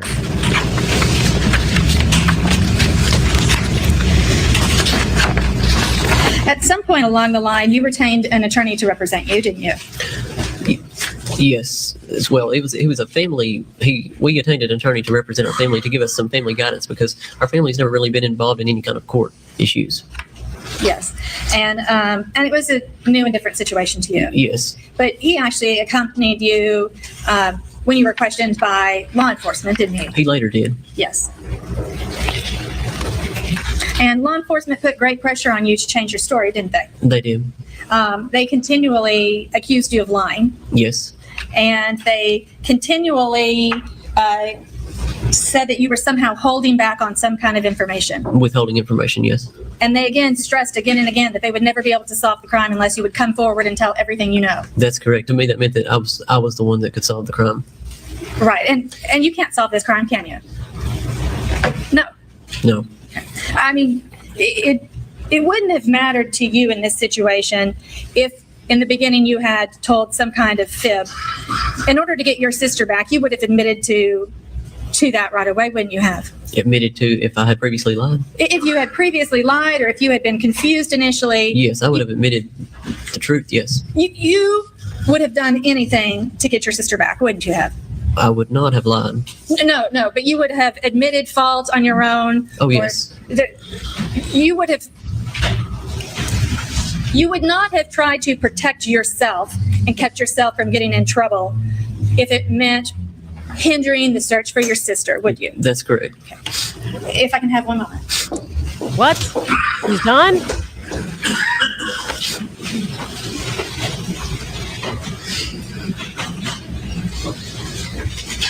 I have no further questions. Oh my God. Just about law enforcement pressuring you to like change your statement or something. Do you understand the difference between somebody confronting you about what you said? I do. About telling you that if it was them, they would have rushed out there and either they'd be dead or that man would be dead. I heard something like that numerous times, yes. Again Oh, and again, really? they confronted you with that. Yes. And again, you've told them the truth. Yes, all that I know. And every time you tell them what they know, what does law enforcement do? They write it down. Yes. They write it down. They ever try to change what you're saying? No, they didn't change what I was saying. They just wanted me to add more and give them more and give them more. They're doing their job. Yeah. They confronted you and confronted you and confronted you. And then they wrote down or wrote memos or reported whatever it Leading? was. I don't every know, time what you objection said. leading? Yes. They never made up lies. I don't, has she, I remember 2 hearsay objections thus far in the entire trial. Well, He's been doing a lot of leading. yeah, he was. That's And the point. I'm I'm talking get about it. from Thompson.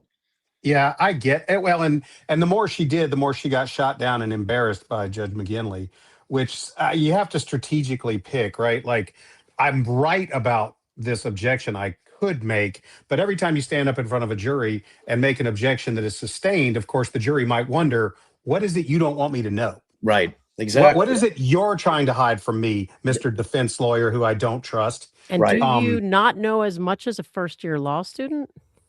Yeah, I mean, when he dressed her down like that. Yeah, so I get where she was careful, but this whole line of questioning that Hageman's doing right here, she wrote it for him by asking Clint about how many times he was pressured by law enforcement to change his story. I don't understand what good that did Zach. Right. Like, take Clint as a truth teller and say to the jury, it wasn't him, was it? And Shane had red hair, right? And the man you picked out, voice and described, is this guy, right? Thank you. Thank you. That's how I felt in. further. That's how I felt in Richard Allen with, was it Betsy Blair or whichever one said they saw the guy muddied and bloodied. Sarah Carbaugh. So yeah, I'm like, take her as a truth teller She destroys the timeline. She destroys everything they've had to say, and it sounds nothing like Richard Allen. Yeah, I like the problem with Carba. She was such a wackadoo, man. Like I know, but her whole line of like, all right, we everything digress. minute We yeah, digress. we digress. But she was like, To me, this cross should have been, and this is my criticism of Jennifer Thompson's cross in this trial over and over and over again. It should have been crisp. It should have been obvious why every question was asked. yep. And it should have ended on a note that the jury went, "Oh, yeah, the prosecution didn't tell us that, did they?" Well, And over and biggest over part and of over and that- over again, it doesn't happen like that. And the biggest part of that, Dana, is that was actually available to her. Because there's always those witnesses that we have that we can't get that thing that you're talking about. We can't end on that high note because it just doesn't exist. This guy ain't that guy. Like, No, he she was- had the ability with this guy to really lay waste to the state's case, like in a way that is profound. Yeah, and he was very even keeled. He didn't seem like he was being evasive with her. He Good wasn't witness. right. He wasn't going to be able to have like the And honestly, the way I think it might have been useful to do too would have been to emote with him the sense that we all understand how grief-stricken and guilty you feel. Like, bond that. Like get up and say right off the bat, your grief must be almost unbearable, Clint. And I'm sorry that I have to do this, but let me ask you a couple questions. Yeah. And she just got up there and she was like, I don't know. It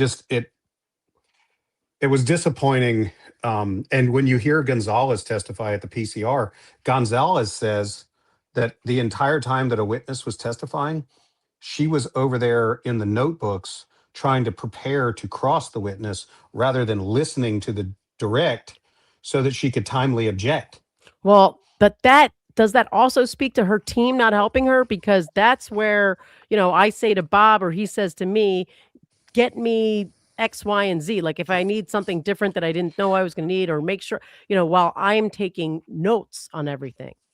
Yeah, you're right about that, Allie. But the problem was, according to Gonzalez, she really had no theory of the defense. She never really read them in and included them fully. Jim Simmons was down at the end of the table as mitigation counsel, openly hostile to her. They had made the strategic decision that Jim Simmons would sit at the end of the table and would only do anything when they got to the death penalty phase, if they got there, so that he could maintain some credibility if he got up and said, all right, now you've been convicted, let's talk about how sympathetic you are, as opposed to helping him tell the world he didn't do it or whatever. But so there was a strategic decision why Simmons was down there doing not very much at that moment. But Gonzalez's testimony at the PCR was he'd be elbowing her going, object. And she would be like, what? And she was trying to prepare for cross and missing objections. And part of that was because she would come to Gonzalez like the day before and go, could you handle this witness? And he was like, no, I haven't read anything about like, so there was dysfunction on this team for sure. Yeah. I mean, that was pretty evident. So Amanda, I've seen you ask this question a couple of times. Was she allowed to show him being Clint, the picture of Terry Britt? I feel like that is a no. I think at this point that's correct that but what could have been asked. Did they tell her she couldn't? No, she didn't try. Right, because they're not preventing her from bringing him up, from saying that you picked out his. That's a different thing. So, but that's what I'm going to say. Even if they don't allow her to put the picture up, what she's certainly allowed to ask is, did they ever show you a picture of what Terry Britt looked like? That's Right. why that's why I said earlier, recall him after Britt testifies. Yes, exactly. Then Well, you don't have I that think problem at all. What I would have been trying to do is get my PI to kind of grab him on lunch, like ask him. So you heard that guy testify, like try to get an answer to that before I put him on the stand. Sure, that'd be nice. And he might or might not have talked. But I mean, at this point, you could, I don't know. What do you have to lose? You get him up there and you ask him that and he goes, yeah, I don't know. Right. That worst case scenario, right? Like he's going to say, yeah, I don't know. But No, Or- I'd have or my EMP. PI do a bump into. Oh, Right. hi, Yeah. hey. Yeah. Oh, Did you hear that guy's voice? Didn't that sound a lot like the guy you heard? That's right. Well, and she did get that, but there were a lot of loose ends that I thought she could have and should have tied up. We talked about them while she was doing the thing. And I mean, I don't know if you went back and edited this, if you took out 70% of her questions, it would have been better anyway, even if she never asked the questions we were waiting for and hoping for. Yep. Allie's a big fan of the bump. She loves the bump. The old bump. The fancy meeting you hear? Yeah. Loves the Well, bump. coinky dink. Just All right, asking the question without like, hey, I'm a private investigator. Just be like, oh, that guy had the voice. Yep. No. And confronted you, and then they wrote down or wrote memos or recorded or whatever it was every time what you said. Yes. They never made up lies that you said. No. They never had you sign statements that weren't true. No. You saw a black, what'd you call it again? I don't hunt very much. The Did you see object, his hands? the object in his hand. It appeared to be a deer grunt call. Because it was black. It was black, and it looked like it was just kind of a matte black, and it looked like it was about 7 or 8 inches long, like a pipe or a tube. Did you make any Yeah, it could have assumptions been a that's what lead it was pipe because he he was in smacked her in the camouflage and head was walking with. in the woods? Yes, I believe that's good. Of course, he was a pretty good ways away from me as well. A very good way. You saw the picture. Yeah. What'd you Yeah, say, but he Dana? just. Sorry. It I could was have been just- a weapon that he assaulted her with. Right, but how far away was he if he was able to identify the shape and length of this weapon? They keep trying to distance him, but he's identified this, not weapon or whatever. He's able to describe whatever it is in the guy's hands with a certain It sounds level like a of detail. sap. Yeah. Yeah. All right. Could that have been a gun? It could have been. Your Honor, I'm checking this information. I'd ask to strike that. You said could it have been, he said it could. That's not speculation, it's just voice of opinion. There's no room. None. That's right. Anything else? He said, could it have been a gun? And she said, objection. Recess, is that right? If you will recess, Violence 11, now when everyone's finished, and then we'll go a little further into the evening, yeah.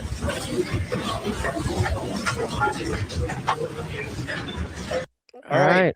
So we're gonna call it there. Man. Can I let me tell you something that came out in the post conviction relief. There is a letter on TBI's letterhead that goes on for pages about how Clint Bobo was an unreliable witness. It is not dated, it is not signed, and none of the TBI agents claimed it at the PCR. Wow. But it goes on and on about how building a case around Clint Bobo's testimony is problematic. Yeah, because you got to build the truth around that. Well, I suspect that this letter was written as part of the shift focus from Terry Britt to anyone else, Right. because they knew that if they went after Terry Britt, Clint Bobo would be the star witness because he's the eyewitness that's going to say, that's the man that took my sister, right? And so when they decided to get off of Terry Britt, this letter reads as though something you would write to convince the Bobos that we don't want to put Clint in that kind of crosshairs because a defense lawyer is going to get after him, blah, blah, blah. Now, there's something, I'm not going to say what I know. Okay, I'm privy to information I'm not going to disclose. But there are additional reasons why Clint Bobo being the star witness to identify the kidnapper as Terry Britt would have been a problem. I'll just leave it at that. Just Wow. If I've got credibility with you, then take it for what I just Meaning take that it he at face could value. have identified Terry Britt as being the perpetrator. Well, meaning his testimony, his description the day of everything, right? was Points. entirely consistent with Terry Britt. What I mean is that They could have a dirtied good- him up somehow. Is what I'm. yeah, what I'm- a competent defense lawyer with the same file that I've seen would have had a way to attack Clint Yeah. Bobo with some problematic stuff. Yeah. So I think that there was a little bit of a push and a little bit of a pull when they decided to shift the focus. I think they needed to convince the Bobos that going after Terry Britt was problematic because they might not get a conviction because, in part, this long letter about Clint Bobo's statements and his inconsistencies and blah, blah, blah, blah, blah. But I think there was also an element of making Clint no more important a witness than he just was. Right. And that if they had gone after Terry Britt, he would have been the witness. There would have been no Jason Autry. There would have been no Victor Dinsmore. There would have been none of that other stuff. There would have been Clint Bobo, front and center star witness, and there were problems with that. There I were get it. problems with that. And so Kay Riggs says, Katie, tell them about the palm print. Do you know what that refers I to? believe that there is an unidentified palm print in the carport. I think it's on a car. And I think it was not Zach. So, I mean, that DNA testing, which means it was not Clint, it was not Karen, it was not Holly, it was not Dana Bobo, it was not Zach. Who was it? So, right. And unfortunately, to me, the post-conviction testing is limited to biological evidence. So yeah. it's not So a there's, handprint. I mean, you can see already in this trial that there were moments where the cross-examination should have really been more focused and more obvious to the jury what it was we were doing here. And I think when Clint leaves the stand, it is, you would have had to have been paying attention to the direct to know that Zach was not the man that walked Holly off the property. You would have had to have been paying attention to the direct and then a follow-up from Cross that it was not Shane. You would, I mean, when Jennifer Thompson sat down, that jury should have been thinking it wasn't Zach, it wasn't Clint, it wasn't Dylan, and it wasn't Jason Autry, because the witness who saw this man do this just said it was none of them.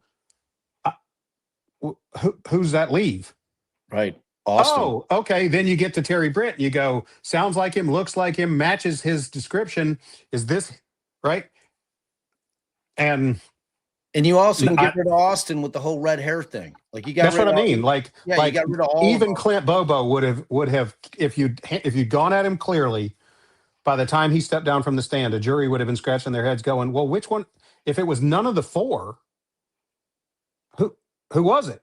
And then the answer would have been, "Oh, it was Terry Britt." And then when Terry Britt gets on the stand, you're like, "All right, let's pay close attention to this dude." I mean, it just, to me, she did not have a coherent through line. She did not. She raises so many questions about all these other suspects. Like she went after Barnes, the neighbor, by saying, "You were a suspect, weren't you?" Why? Like, it wasn't clear to me what the point of pointing out how everyone was a suspect, because Terry Dicus said that every Caucasian within 100 miles who was a male was a suspect. Yeah. Until they eliminated themselves from the window, the time window. I mean, I don't know. I hate to be so harsh on it now, but I mean, you got to look, man, that's part of the gig. You know what I mean? And like, we live in a world now where, we're going to watch these trials, and, attorneys in particular that do the damn thing are going to be critical, and like you said, look, we always preface it by saying, like, it's easy to sit here 2020. It's easy to sit here an armchair quarterback, which is true, but in terms of the magnitude of what was lost, I mean, the criticism there's two reasons I'm willing to do it. At least one, Zach is in prison and shouldn't be. Yes. Okay, that's one.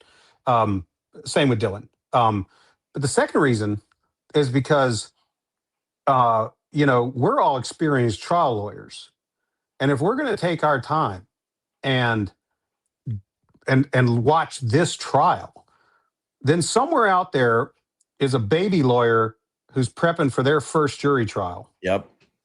And to the extent we can unknowingly mentor or assist some other lawyer, even if they're experienced, to to do better, Yep. then good. That's an incidental positive of this. But even Jennifer Thompson will tell you, because I've driven Jennifer Thompson to Savannah twice. Yep. And I can tell you that she is absolutely traumatized by this even now. Yep. I took her to the hearings twice, and it's a 2.5 hour trip from where I picked her up.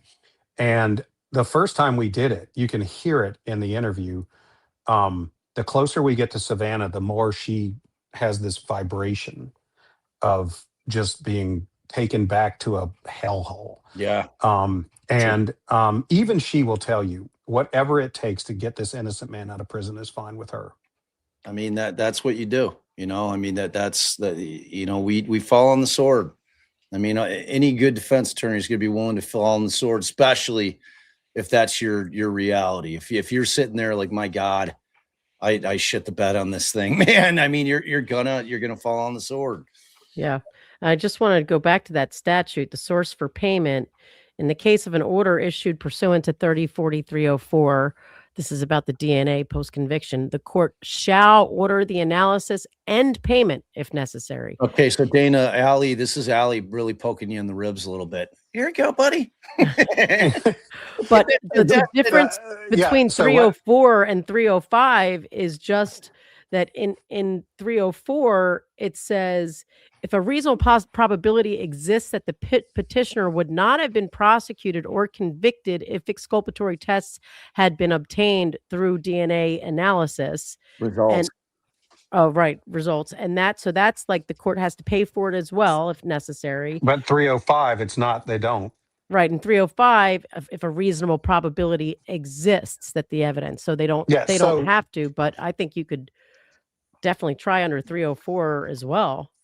Yeah. So I think I won't go into the strategic decisions that were and weren't made here for Zach. What I will say is the statute in Tennessee on post-conviction relief and what you can proceed under was amended, and Dylan has a viable post-conviction relief petition that I would expect to be filed in the foreseeable future. And I think the DNA analysis of not just the hair sample, cigarettes, but of other items that were collected in this investigation is probably going to be a topic. Yeah. I mean, I surely hope those fucking cigarette butts. Yeah. I mean, look, call me crazy, but if they come back with Britt's DNA on them, they're on the tree line. It's pretty good evidence. Yeah. See, here's the problem, though. I mean, let's just thinking way down the road. How would you defend Terry Britt if they went and indicted him now? Well, I obviously blame the 3 or 4 boys that are. I'd call Jennifer Nichols and Amy Wyrick to the stand and have them repeat what they said in court. Yeah, but if his DNA is on cigarettes that are littered on the tree line, well, that case closed. Well, yes, except you're going to have. They've kind of shit the bed if they want to go prosecute Terry Britt. Let's just say that the DNA is inconclusive. Okay, fine. I mean, maybe it is, maybe it isn't. I don't know.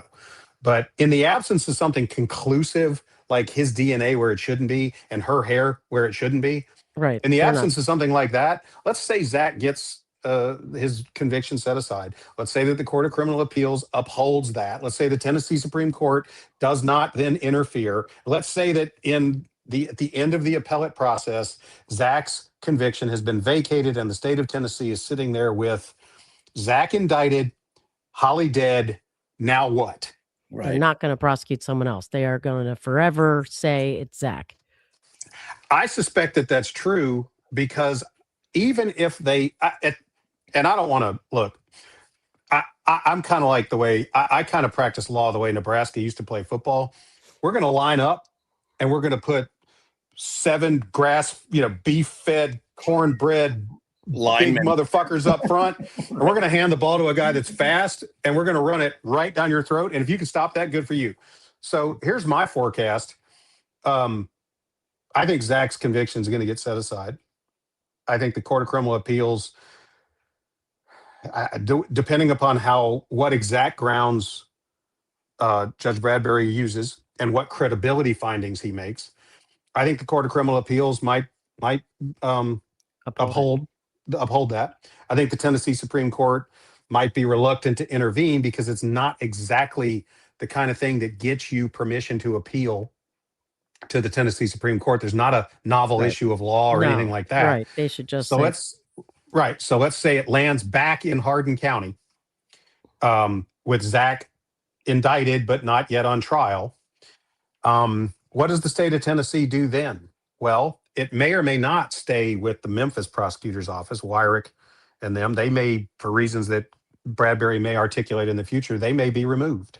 Yeah. Let's say it winds up with some other DA. Let's say they go get a DA from East Tennessee and say, hey, good luck, buddy. It's your lucky day. You get the Holly Bobo case 15 years later. Here's what I think happens. That DA sits, whichever one it is, sits down and says, well, shit. Let's offer him an Alford plea. Let's let him have time served on a best interest plea to accessory or some shit. Okay. Time served Alford plea, and tidy this thing up. Let's say Zach says no. I don't know what he would say, but let's say that he says no. Now what?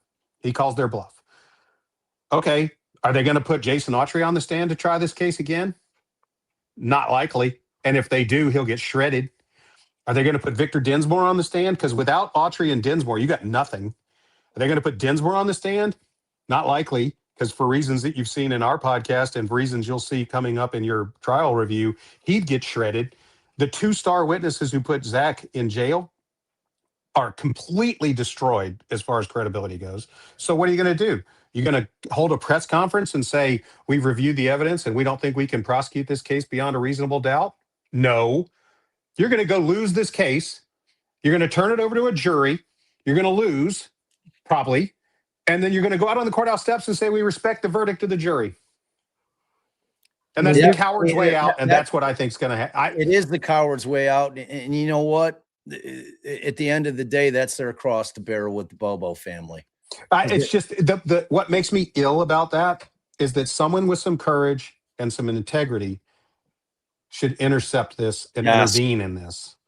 And unfortunately, what I just outlined here is kind of like the nightmare scenario where Zach's exonerated, but he's in custody for years into the future. And it's the same problem that we have with the Richard Allen case, wherein they are so dug in on this shit. And I feel that at the end of the day, we're going to get the same result. I mean, that guy simply didn't do that crime. And, in that case, you've got two little girls that lost their lives. And my fear is that ship has sailed because there's no one that has the balls to try anybody else on that thing. Right. And we saw it play out in Karen Reed. The guy who did it is dead. Right. And we saw it play out in Karen Reed. It went to new prosecutors. It like everyone with eyes. They did it again anyway. Right. Yeah. They did it again anyway. Yeah. But and all the while, never forget this. All the while, whoever did this to Holly has not been prosecuted and punished. And if it's Terry Britt's living in that trailer we looked at yesterday. Yep. And he's living in Darden or Parsons, Tennessee. And the history tells you he's done it every time he's been out of prison. And so somewhere out there is a beautiful young woman who doesn't know that someone might be stalking her, because you ask Katie this question, it's not whether it's going to happen again, it's when.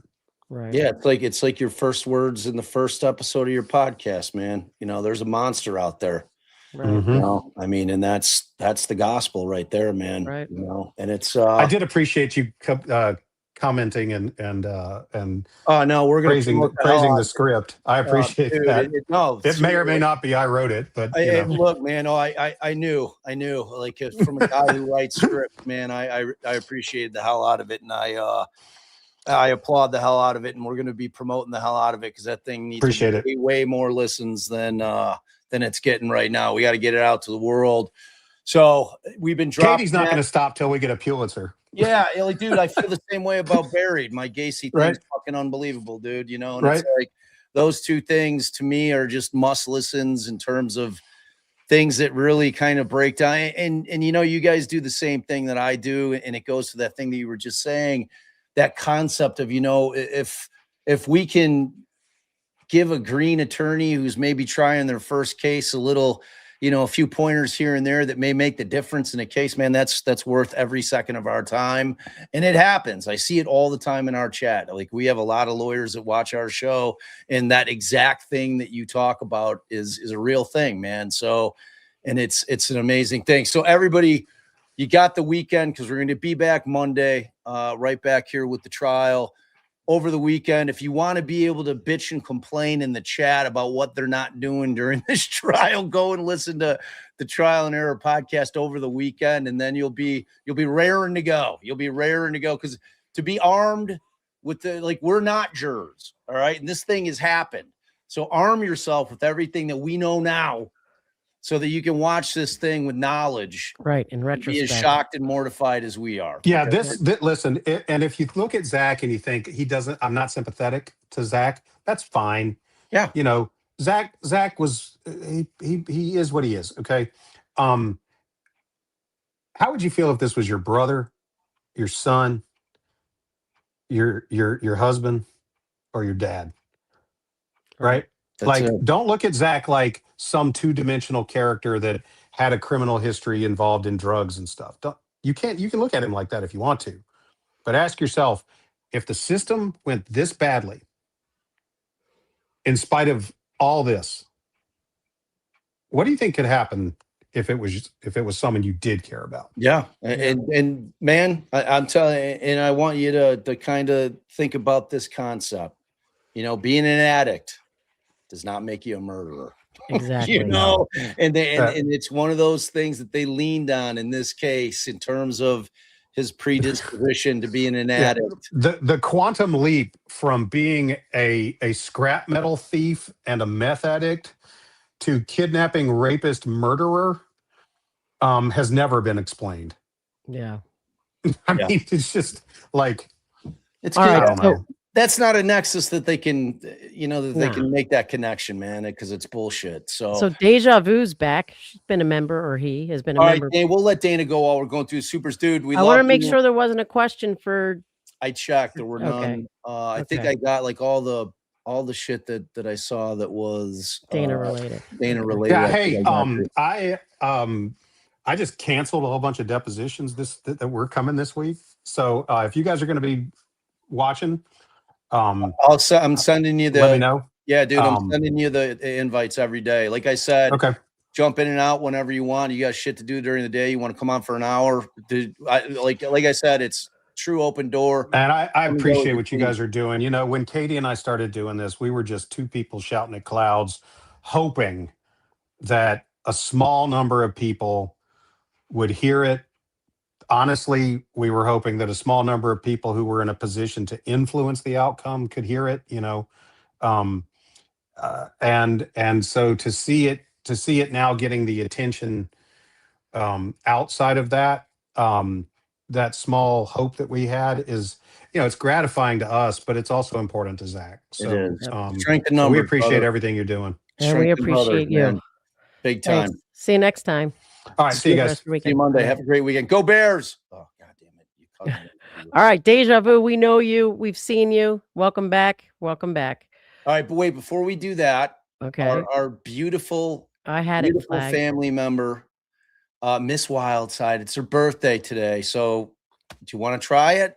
I'm going to start. Okay. All right. Happy birthday to ya. Happy birthday to ya. Why are you going so slow? Because I was trying to let you catch up to me. But you're don't go by YouTube. All right, do it again, right? All right, wait. Happy birthday to ya. Happy birthday to ya. Happy birthday. Happy birthday to ya. Oh my God. All right. I thought we were fine, and then all of a sudden you slowed down, and I thought we were actually good. Do it. From now on, we got to be in the same room. That's it. Okay. It's a simple solution. Or you do a line, then I do a line. Like, see, but like at times we sound aligned and then you slow down. It's I weird. thought you did Whatever that. the case may be, All right. Christine or Miss Wildside, we love you. Happy birthday. We hope that you are being celebrated the way that you deserve to be celebrated. Thank you for everything that you do for us on the channel. You're chosen fam. You're a liver, like just Ride or die. diehard mod, and it's ride or die. We love it. So thank you a million times for that, and we wish you the happiest birthday. Yes, today. happy birthday. All right, you got a GB Packer fan decides to give you a little. I'm take from here. Green Bay. Since your team took away my Pack games to watch, I need a deep dive of Delphi. Woo! We got you. Please, pre-Allen Russ. We got everything. GB, just like our playlist on that is 200 episodes. Like we've got the entire case laid out for you. And if you want to kind of combine that with the documents, we've got all the resources there. We've got Sleuthy Goosey and her Google Drive. We got All Eyes on Delphi and Delphi Docs. All three of those document repositories will absolutely take care of you. For all documents on all cases, you go over to Seeking Justice Discord, you become a member over there, and they got everything for you over there. So, but a lot of the last stuff she asked for, the cult, the law enforcement who looked into the cult, the connection to the boyfriend, all that's on our last live with Andy Baldwin, one of the last one, lawyers. and read the Frank's memo. Always start with the Frank's memo to kind of get your feet wet with the case. It's gonna get you to where you need to be, and then you start digging into all the shit that predated that, all the shit that they did that was inexplicable, truly. If you're looking at it in terms of an honest prosecution of somebody, it's inexplainable as to why they did the things they did, other than they were trying to railroad the guy. So that's where I'd suggest you start. Miss Kim, thank you once again. Our guardian angel, she threw us her typical $25. She always every day. Thank you, Kim. And then Deborah, we thank you, Deborah Gelsey, so much. She came in with 30 hot on 2 different Venmos, which we really appreciate. Said, unable to join. My card was hacked. I'm sorry about that. What a pain in the ass that is. And I checked it, and Google suspended my ability to use a new one. Working on that. Thank you so much, Deborah. And then she says, $10 going to the Pats game tomorrow, hoping for a rematch of the Bears and Patriots. 40 years later, exactly 40. It would be Super Bowl 20, 40 years later, Super Bowl 60. The rematch that America wants. Thank you so much, Deborah. Rooting for your Pats. I hope you guys take it down. We love you guys so much. Oh, wait, we got Amy. I'm assuming that is Dana's wife. She's got the same last name as Dana. Oh, so our megastar, thank you so much. We adore you. Thank you for your incredible generosity and family hugs to all those new members. And Leah Vogel Simpson said, this case is so weird. So they just randomly see her outside and pull her into the driveway and take her. So bizarre. I've never understood that. Yeah, I think they I think she was stalked. I think that this guy was laying in wait, and this shit was all planned. Like you're not getting up at the crack of dawn, like trying to fool people into your turkey hunting by wearing camo. Like that shit's all planned out. Shit's all planned out. I think who didn't plan it out? Is a dude that's like hitting that meth pipe every morning as soon as he wakes up. Right. That guy. I think, I don't know if we read this out or just talked about it earlier. Julio2 says, in case anyone didn't know, Dana is famous. He's the hot, crazy Matrix guy. Yeah. I looked it up when I saw that. And it is. So it comes from How I Met Your Mother. And there was the hot and crazy Matrix that, what's his face? The best character on that show. I always forget what his character's name was. So he had the hot and crazy Matrix, and Dana apparently did it. Like, we're going to have to show it. Like, I'm going to have to pull it up. Like, he did a lawyer's explanation. Why are you rolling your eyes? I'm not. Had nothing to do with that. Was it pain? Yeah. Are you on the ball? I am. I think you're getting like you're over your skis, girl. I think you can do a little period of time on the ball, and then you got to switch back to the chair. All right. We love you guys so very much. I thought you were going to pull this thing up. No, we're going to do that when Dana's here. Oh, okay. Yeah. Oh, yeah. We're going to definitely do that. All right. Happy birthday, Miss Wildside. We love you. To all you guys out there, we love you so very much, because without you, I'm just an old man sitting around talking to his wife. Boop. See you Monday.